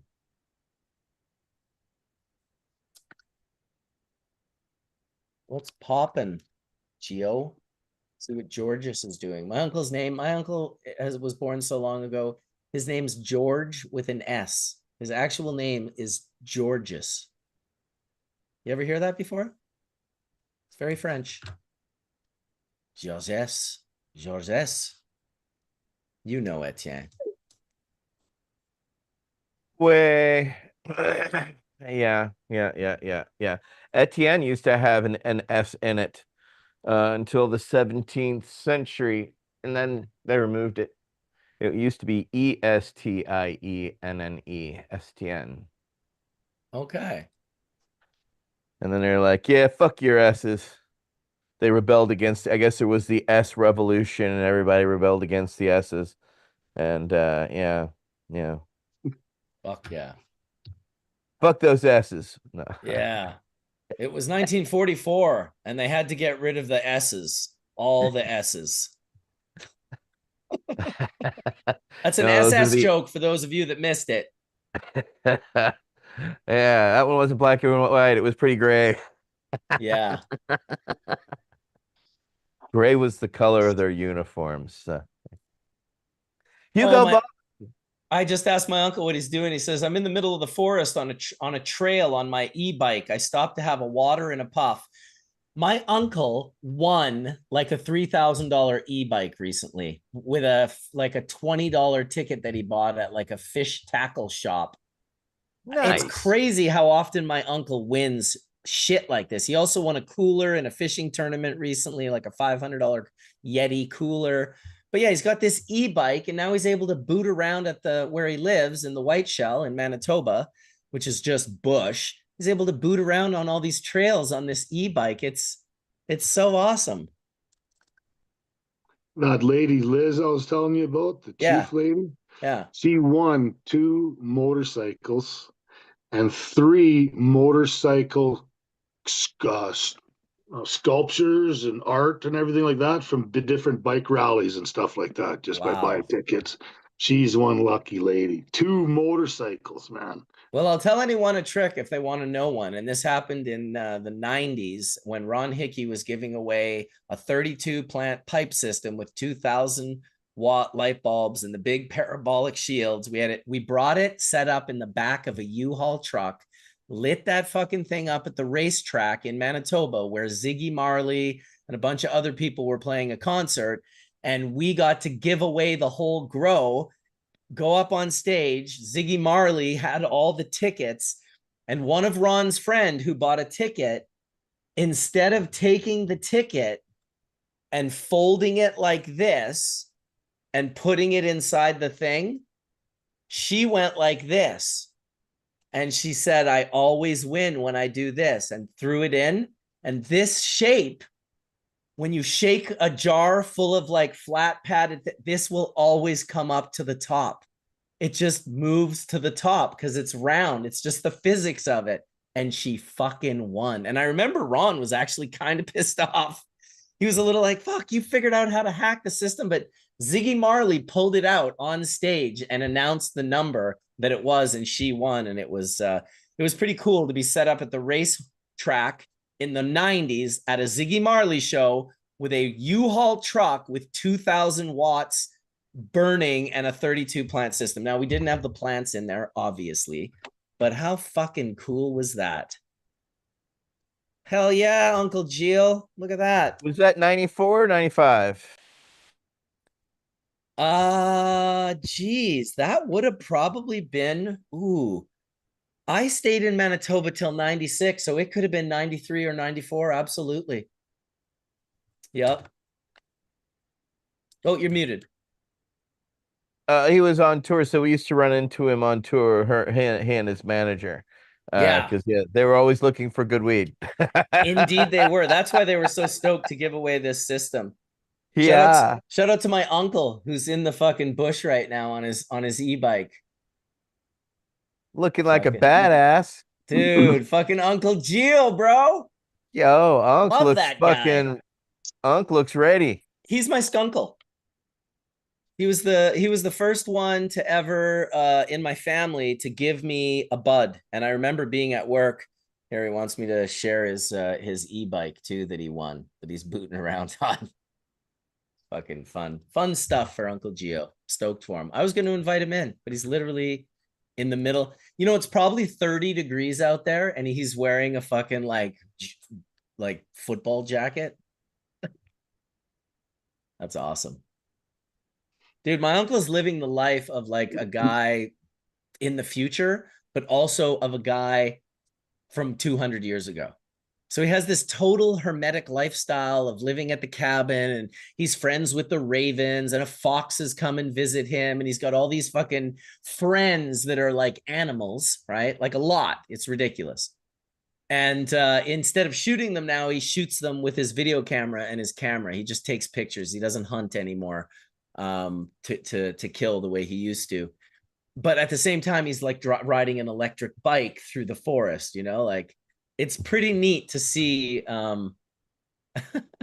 He says, this trail I'm on, I have to go around the backside of a beaver dam. It was a little damp, but I got through. Should have taken a picture of it. Used to never be there. Used to be a little babbling brook, and we used to make a bridge to go over it. Now a fucking beaver got there and made a nice home. He'll be friends with that beaver in like weeks, I promise you. He'll be telling me about the beaver. He sends me pictures of the ravens like landing on his deck. He's got a fox hanging out, a silver-tailed fox that hangs out on his deck and just, you know, chills out with him, basically. I'm like, dude, you are living the fucking life, bro. You fish, you swim, you enjoy life, and the animals are basically your homies. Not to mention he's super helpful to his neighbors. He understands being in service of others. He's the first guy to help you shovel. He's the first guy to give you a jump. He's the first guy to lend you something or be helpful or just go out of his way to make your life a little bit better. So shout out to Skunkle Geo. Absolutely good fucking dude. Man, I don't know where my wife is, but usually she brings me a beverage, and I could really use that beverage right now as I watch D420K slam back his beverage. Was that water or coffee? Coffee. Fuck yeah, it was. I had a feeling. Yeah. I had a feeling. That's okay, man. No judgments. Well, I just fucking live on. I live Although, on do you know the coffee. pollution that coffee caused? It wasn't a pod, was it? Yes, it was. Welcome to Coffee Yeah. Church, ladies and gentlemen. Who brought the creamer? Yeah. Fuck. Welcome to Coffee Church. Oh my God. Dude, it's true though. I remember we got one of those damn things for my daughter when she started drinking coffee, and then all of a sudden it was like, fuck, these pods can't be good. Is anything we do good? Can we just do anything good? Is there a way to figure out a system? I just feel like it's easier for humans to follow the demonic intelligence than it is for us to follow the angelic intelligence. It seems like, you know what I mean by that? Like, it's just like bad choices versus good choices. I don't know how to say it any other way, but it is good that, yes, of course we're hypocrites, but at the same time, it's good to be aware. I mean, fuck, this thing's fucking plastic. What am I doing? I'm supporting it for some reason. We got to figure it out. I don't know how I could live without plastic at this point in time. I bet you my uncle's close to doing it though, outside of that e-bike and the helmet and all his clothes and the computer and the phone and his fishing boat, his fishing line, everything else he touches and uses in his entire life. Holy shit. Oh, fuck. It's funny, you guys. It's funny. It's Gotta funny. laugh at it, or else it'll drive you crazy. Well, exactly, dude. You know. Plus, Gotta you have know. those coping mechanisms. Yes, exactly. Which, you know, we don't have at all, but we should all take a bong rip anyway. Bong rip. So it be mother lovers. Oh, I was gonna say motherfuckers, but no. I like the mother lovers. we would accept a motherfucker, but mother lover's nice, dude. Yeah. I don't even know what it means exactly, but I love my mother. Love mine too. Love lots of Hey, moms. since you're wearing that Slayer shirt, we were able to ever see them live? Oh, did he see them live, bro? I believe it was Mark that set me up with the other Mark, because the other Mark wanted someone to give them some weed. They needed some weed at the end of their tour, the end of their Canadian tour. That's right. And I took my buddy Jake, my brother Jake. You guys all know Big Jakey. He fucking he drove down from Prince George overnight to bring down some beautifully fucking freshly finished cured OG Kush that was just king in that day. And I brought that to them. I got to smoke with Tom Araya in the fucking change room and that, and the group, the roadies. I made really good friends with this one roadie, and we kept in touch. And every time they came to Canada, I believe it was the last 3 Canadian tours they did, maybe 4. Might be, I'd like to say 4, but it's probably only 3. I'm probably exaggerating. But I got to supply them with their Kush, edibles, and pens. And they supplied me with fucking, like, the last one was a friends and family VIP, where the only place I wasn't allowed to go was to the VIP scaffolding stage beside the stage. I was with the roadies where the guitars are, with Tom, with Kerry. Kerry King's a fucking dick. I hope you hear it too. Fuck you. And but the rest of them, fuck man, Gary Holt and Buddy. It was like I got to do that 3 different times for sure, and it was the biggest bucket checklist I could ever fucking want. Checked off my list. Dude, that was one of my favorite things to be able to do for you, dude, because Yeah. I knew how much you loved Slayer. Well, since I hitchhiked to see him when I was 16, them in Pantera in Vancouver. Well, that was the original question. Skid. Was that asked you if you've seen Slayer? So I was like, holy I've shit! seen You went him. right to the end. but you'd I seen seen them them almost they were the one of only your favorite times. bands. That's why Yeah, it was like, oh no, D's gotta be the the guy who only does this. time that I didn't see them was when I was doing time. That's it. Right. And that might have been a couple times. That's the But worst. That's the worst time. yeah, well, that's the way it goes. You play, you pay sometimes. Oh yeah. Fucking the way she goes, boys. The lessons in the time. Yeah. I'm gonna mute so I'm not. The lesson is in the time. Yeah, no, I remember that. D was so fucking stoked, Etienne. Like, oh my God. Just his favorite band ever. All of a sudden, he's just like hanging out with them and bringing them weed, smoking weed with them. And, it's a dream in a sense. You don't really want to do it with all your bands because a lot of them, they're working, it's not the best experience all the time, but when it can hit, and it is, when you make that friend with that old school roadie, like I had it personally with the Beastie Boys, eating vegan food backstage, them not allowing anyone else because they don't want to party. I'm like, oh my God, you guys are like me. This is what I want to do. They're like, yeah, smoke hash out of an apple pipe. Everything will be relaxed and chill. But that's not the case at every backstage experience. And it ends up being like, I got soured on it like a long time ago and really stopped doing it. But since I stopped doing it, I've set up a lot of D's with, like even recently I set up a friend of mine out east in Quebec with ASAP Rocky.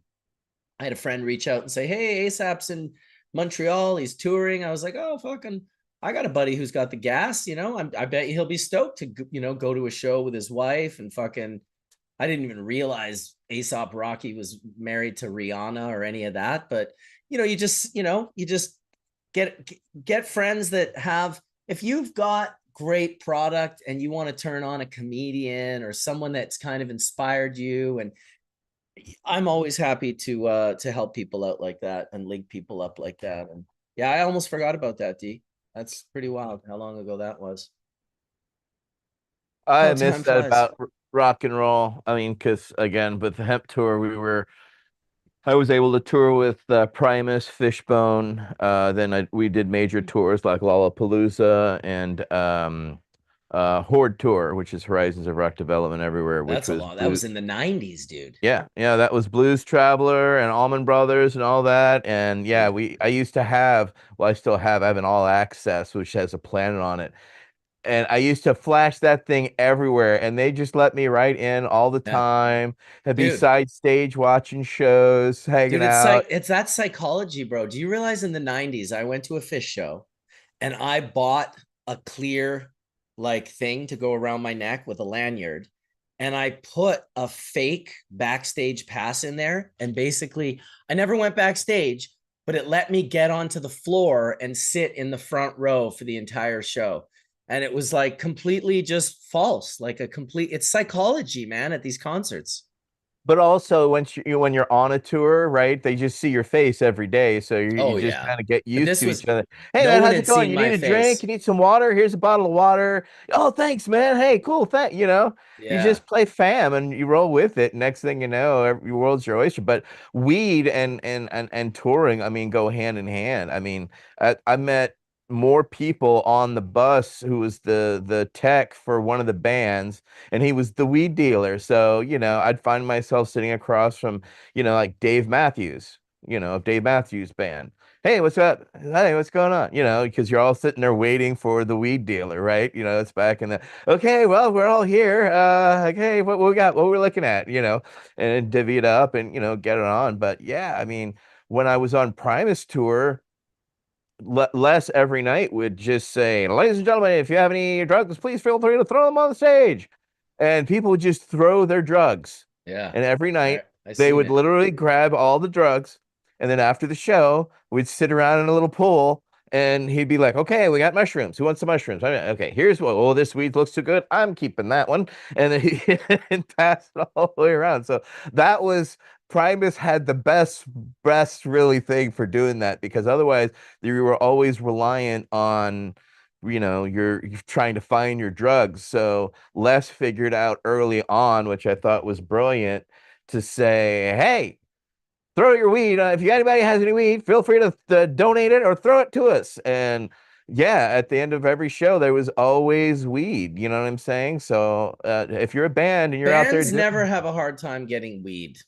This is a no, I band mean, thing. There's always people who grow yeah, weed and have weed that want to yeah, share with musicians yeah. that have inspired them. Yeah, my friend Peanut and M311, good friends of mine from way back in the day. He comes through, hey, TN, okay, what's up, Nut? So, it's rock and roll has to have cannabis. It's still happening, even though they could just send someone into a dispensary and buy all legal shit. It's still absolutely happening where bands are just like, I just like it to be delivered to me. I'd like it to come from the grower, you know? And so that's and here in Canada, as long as you keep it under an ounce, it's totally legal to give away an ounce of weed. Just give it to them, no problem. And You get can do that in tickets in. California too. You It's can awesome, gift up to an ounce of weed. So that's the big thing everybody loves around Christmas time, Merry Christmas. right? Merry Christmas indeed, What's the gift of Slayer. green, right? Who Yeah, who whoever is upset over being gifted cannabis, right? dude, I love giving hash away. Absolutely love it. It's one of my favorite things. When I left Colorado, I gave away so much, dude. I didn't tell you, Darren, but I go to this motorcycle rental shop, and this kid's 6'6". He's got long red hair, a long red beard. I'm like, oh, hey, dude, what's your name? He's like, they call me Gingy. I'm like, oh Yeah. shit, I think I talked to you on the phone a couple days ago. He's like, yeah, that would have been me. And so I'm like, all right, and we're talking and kind of, getting the talking about the bike, and I give him my ID, and he's at the counter, and he's like, dude, he whispers, he's like, dude, are you Bubbleman? And I'm like, fucking like, what the fuck? I'm like, yeah, dude, I am actually. And he's like, bro, I'm autistic. I'm such a huge dabber. This guy like dabs an outrageous amount. So I was like, oh, well, fuck here, dude. Here's a Bubbleman jar. Kicked him a jar. And then the next day when I went back to return the bike, I kicked him. I gave him full melt. I gave him 3 different jars of Bubbleman brand rosin. He was a very, very happy camper, and I think I'm going to get a Fuck very good yeah. deal the next time I go to the motorcycle shop and rent a bike from him, because that'll be my spot now. It's I can jump on an electric bike or scooter, and in 16 minutes I can go from where I stay in downtown Denver, and this is on trails, so I'm avoiding all the big view highways and stuff. It would be 9 minutes if I went on the highway, but I go on the trails because you don't want to take one of those scooters on the highway. The bike anyway. So yeah, 16 minutes, drive this little electric bike that barely goes, 20 kilometers an hour to the fucking motorcycle shop, park it out front, rent an XRS 900 Yamaha, boot off to fucking Evergreen and Boulder and Red Rocks and all these cool spots, come back a day later to return it. And because they're so kind of in an industrial area, my fucking electric bike is just sitting right out in front of their place. So I just hit it with the QR code, jump on that, and 16 minutes later, I'm back downtown at my spot. Awesome. Nice. Fucking Fuck awesome, yeah. dude. Yeah, it's really cool, man. Who'd have thought that one day I'd be smoking joints in the US? Well, that's what I'm talking about, the recognition in the middle of nowhere. It's happened so many times. It's And so trippy. some of these guys that are like being inspired by us in the old days and that, like in the beginnings, they're like they're showing me stuff, they're bringing me stuff that is like, holy shit, this is nice stuff. Because these guys are doing it on levels that are perfect. They're perfectionists at what they're doing. They're like those niche guys out of a million. He's the one. And man, gifting me the rosins and all that and the hashes and stuff was just like, man, thank you so much, buddy. Like, really good, dude. That's that Van Span guy, that one.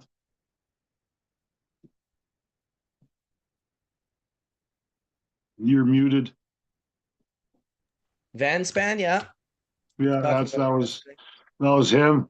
Johnny called me up and said, "Yeah, this guy wants to meet you. He's one of those guys that liked watching our show and everything like that. He makes some good hash." And I was like, "Oh, cool." So I met him, and he was like starstruck and fucking giving me so much stuff and everything like that. And I mean, fucking top quality fucking rosin all the way.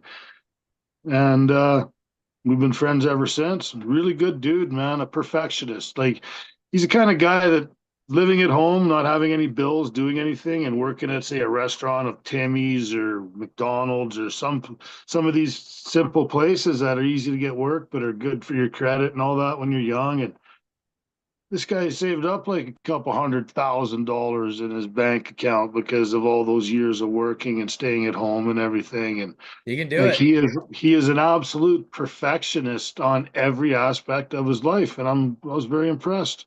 Yeah, that's awesome. I don't know if I ever met him. Maybe I have. We talked about him yesterday because he's helping my buddy who's in the whack Oh yeah, do some work, and yeah, it was very lovely work. I Very got lovely. nothing but good things to say about that guy. Nice, nice. Yeah, I'm not sure. I can't picture his face. I feel like I must have met him before, but dude, so many people and so many names. And if you choose a name, then it's like you got to know that name with that face, but then there's a real name too. And some people have had Yeah, like 5 of these not real names. Like I've just been Bubbleman forever. The lot before I was Bubbleman, I was Dutch Tripper. And listen to how funny this is.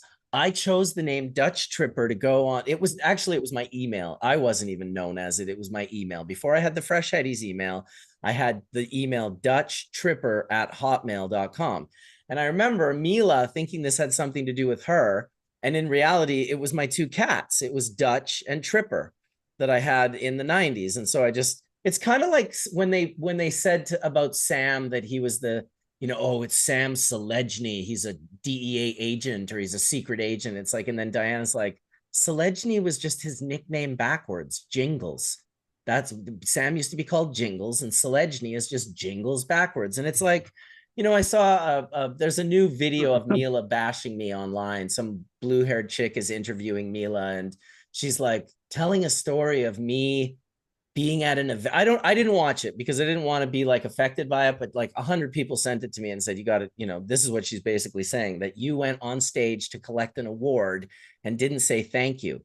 And then there's just like all these people just canceling me in the comment section. And I'm like, I don't enter awards. I don't do awards ever. You guys know I don't enter competitions. I've never entered a competition.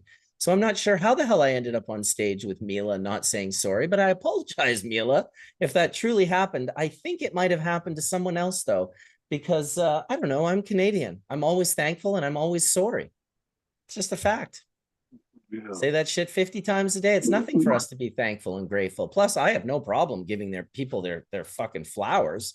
I've given Mila her flowers in regards to what she did, but I've exposed the things that she didn't do that she claimed she did. I exposed the fact that Eldon created the bags. I exposed the fact that Mark Rose manufactured and named the bags. Like I've had a long sort of relationship with Mila over the years. And a lot of people don't know how terribly she treated me and made me feel very unwelcome in Amsterdam for probably a solid decade. And not just Amsterdam, because maybe I'd be writing an article for my friend in London and he'd get a call from Mila and get screamed at for 30 minutes on the phone because she was publishing an article from the guy who stole her bags, would be the very words that she used.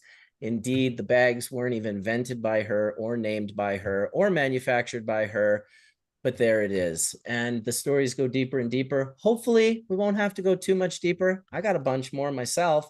We'll see how many more videos she wants to make talking about things that didn't happen. Plus, wouldn't there be 100 videos of that? Like if there was like an award ceremony and I was like up on stage, like being rude, wouldn't there be videos of that? Seems like we've had cameras for a long time. Maybe it's just me. Yeah, Shout cameras out to on Reinhardt. everybody. Sorry, I Yeah. just Dole Branch just wrote Reinhardt was a legend in Mendo, so we always knew she did not invent it. Yes, Reinhardt was a legend. And I will say Yep. the bags, which were invented by Eldon, were invented based on Reinhardt's machine, which probably she wasn't supposed to be showing anyone because she had signed a little contract with him. And that's why he wanted to sue her. That's why he sued me and sued Jason from Payload Bags and Lucy Extractor and all these other people. Reinhardt was actually awesome. I learned a lot from him. I didn't really enjoy being in the lawsuit or spending the money. or finding out that his machine was responsible for the bags and then paying him a bunch of money. But it was just the right thing to do. And, you know, the right thing to do isn't always super enjoyable and fun.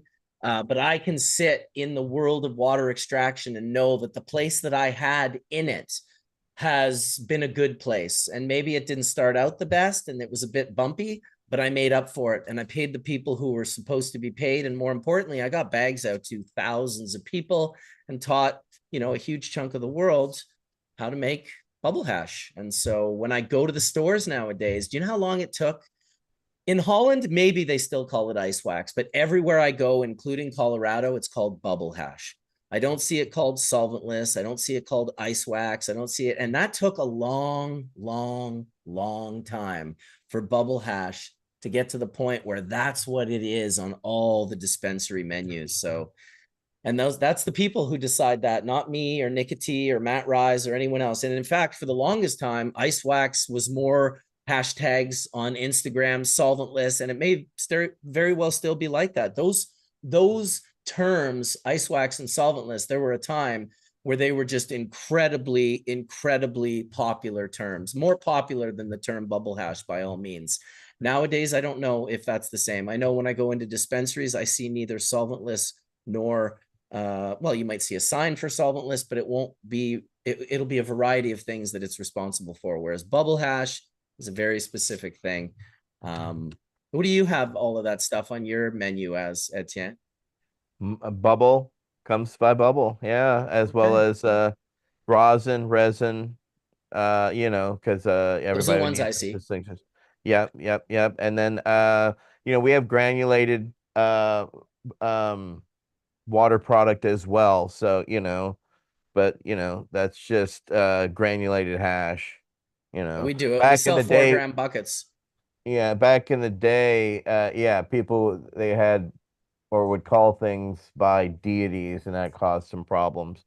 Somebody was doing like loose granules, and they were calling it what was it? Well, there was the Ganesh wafers and the Shiva crystals. That's what it was. And we got picketed by a bunch of people from India because of, you Right. know, they were protesting the use How of their dare you, how deity. dare you associate Shiva Yeah, with with hash, right? cannabis? Right. Ganesh with hash, right? Shame on us, right? Anyway, literally, they came out and they protested. They had signs. They rolled out front. We were like, "We don't make this. We just sell it. Take it to the maker." You know what I'm saying? I mean, because these people were who made it were Hindu, so you know they named it themselves. But these people were absolutely livid that that was the case. So you know, you can't win for trying sometimes. It's just really funny. Oh wow, look at that. Did you get that when you were in India? Yes, boom, Shankara Mahadev. Fucking That's badass. pretty crazy, dude. Got some dust on it though. I need to take care of it and be more respectful of Lord Shiva. But it is badass, dude. This is badass, front and back. Imagine when they're carving this, they're like, "Oh no, let's just put a back on it too." Well, you could just put it up against the wall. No, I'll spend 30 hours doing the back. You know, no problem. That looks like Dutch. Is that a Maine Coon? No, it's not a Maine Coon.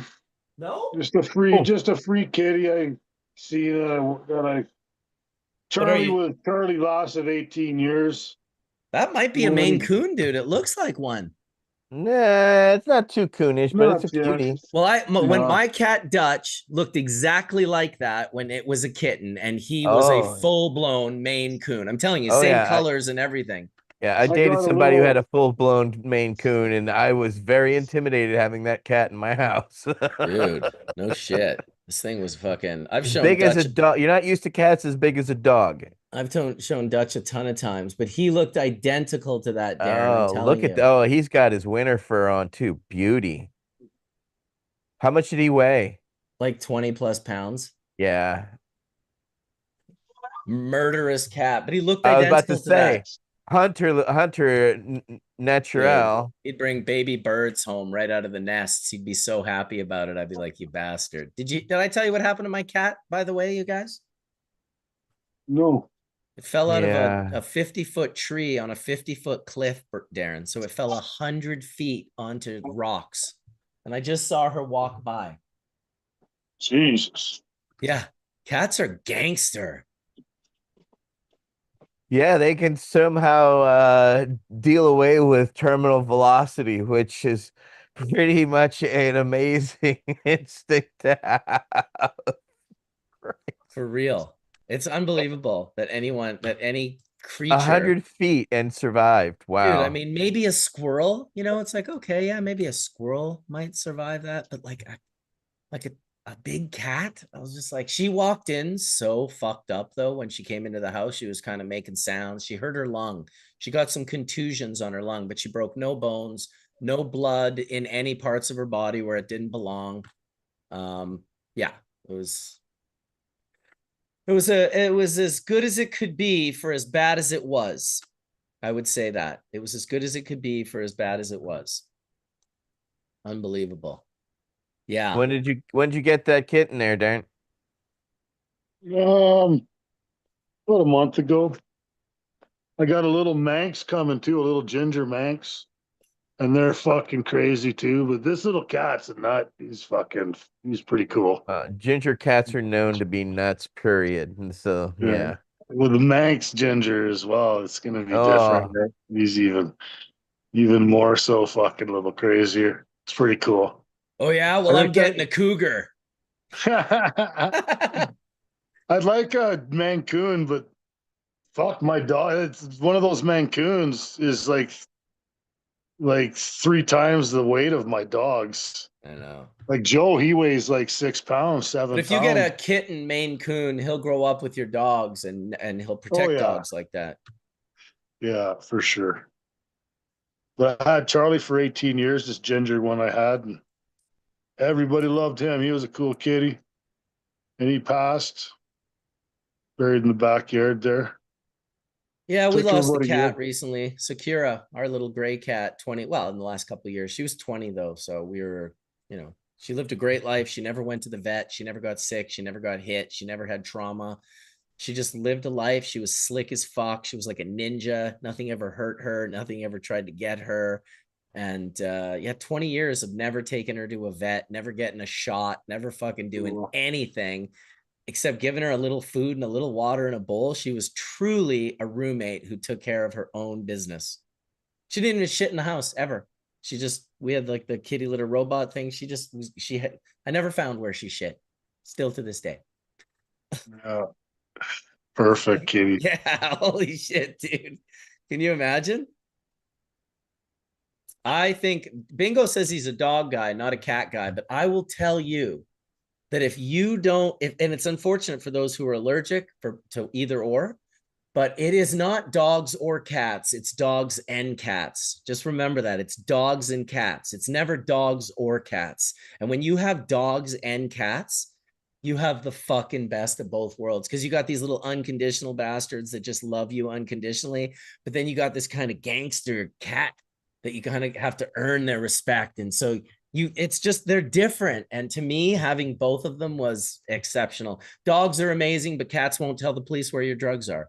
It's good to have a relationship with both in my opinion. Yeah, yeah, yeah. I love them both. Yeah, of course. And they're different, right? You know what I mean? Yeah. Like your cat's probably not running home and jumping on your lap the second you get home, like No, the but way you know that what he does do? what Every does he time do? I feed him, he Yeah, comes up and jumps on me and cleans himself up and has a nap. The cat's really affectionate, actually. that's Just a little amazing. kitten. And came up last night, woke me up with a little nose rub on my face just to say hi and snuggle up to me and on my pillow and fucking go to bed. Like That's he's a good kitty. I like him. I like his everything about him right now so dude, far. aren't you glad you're not allergic to him? Bingo said my Oh eyes yeah. swell shut. Oh my God, poor bucking guy. Imagine he just comes over and rubs his face on your eye and you're allergic Yeah. to like. But my dogs, I can have them on my lap 24/7 if I let them. Yeah, of And course. they won't and even it's move, right? and it's also like cats know when you're allergic. Oh, then I have to rub on you and get you out of my way. Oh my God. Yeah. Cats are fucking ignorant little pricks, dude. Fucking snobs. Won't even look at you sometimes, right? Type thing when you're calling them. Oh It's yeah, pretty they're funny. definitely not looking or coming to you when you're calling them, but there's something awesome Well, about that. I take those little temptation treats in this little plastic thing. I've done this to all my cats when I first get them. Is I give it a shake, and I say their name, and then I Nice. feed them a couple of those treats. Yep. And That's a good right way to do it. now, if I do that, Oh, they'll I be over shake there. that little thing, that little fucker is running to me right now. Pavlovian response. What's that? That's the psychologist who just what you're talking about right now. Did it with dogs, got their mouths to water with Oh the yeah, fucking with the sound. yeah. It's yeah, no, it's a big thing for sure. Listen, dogs are like moms and loving and nurturing and awesome, and dads are like cats. Sometimes a little scary, sometimes a little distant.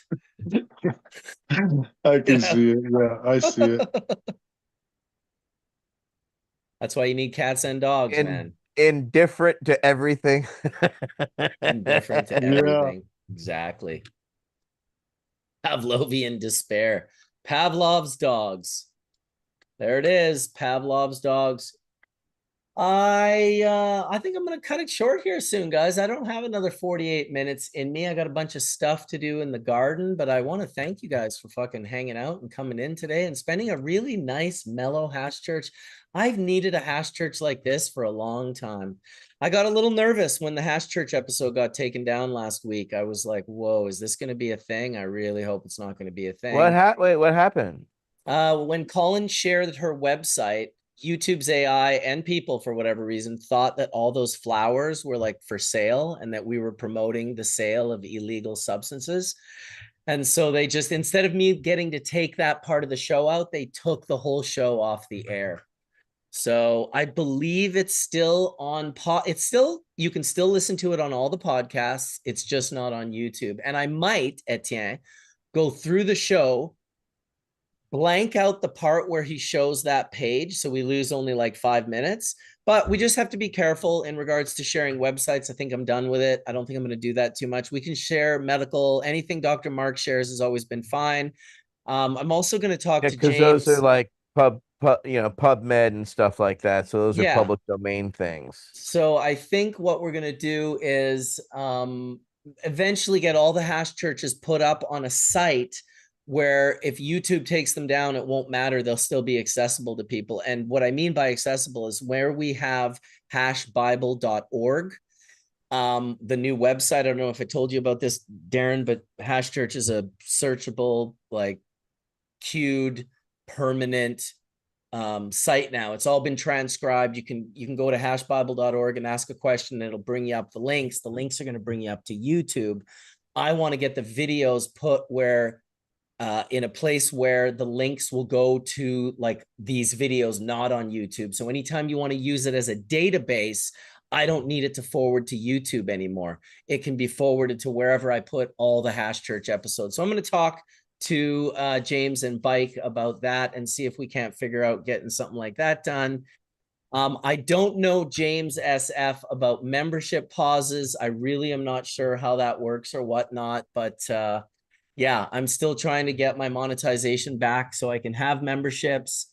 In the meantime, yeah, it's unfortunate and I really don't like it, but this is what you're at the risk of, YouTube's POS, like their TOS, sorry, the terms of service that they have. We got to follow them to the best that we can. I know POS, little Freudian slip there, little piece of shit, or maybe it was a point of sale. Who knows? Either way. I want to thank Puffco for always keeping us laced and, doing such a great job at bringing dabbing to the masses. Shout out to the press club. I've got press club bags myself now in, I think, 3 or 4 of the Bubbleman labs. We're actually quite loving them.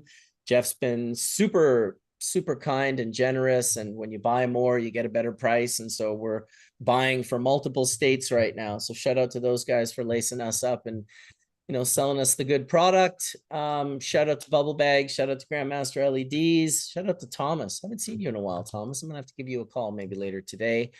Big thanks to D420K. Say it one more time, D. Bong rip, mother lovers. There it is. I'm gonna have that. I have right now on my phone.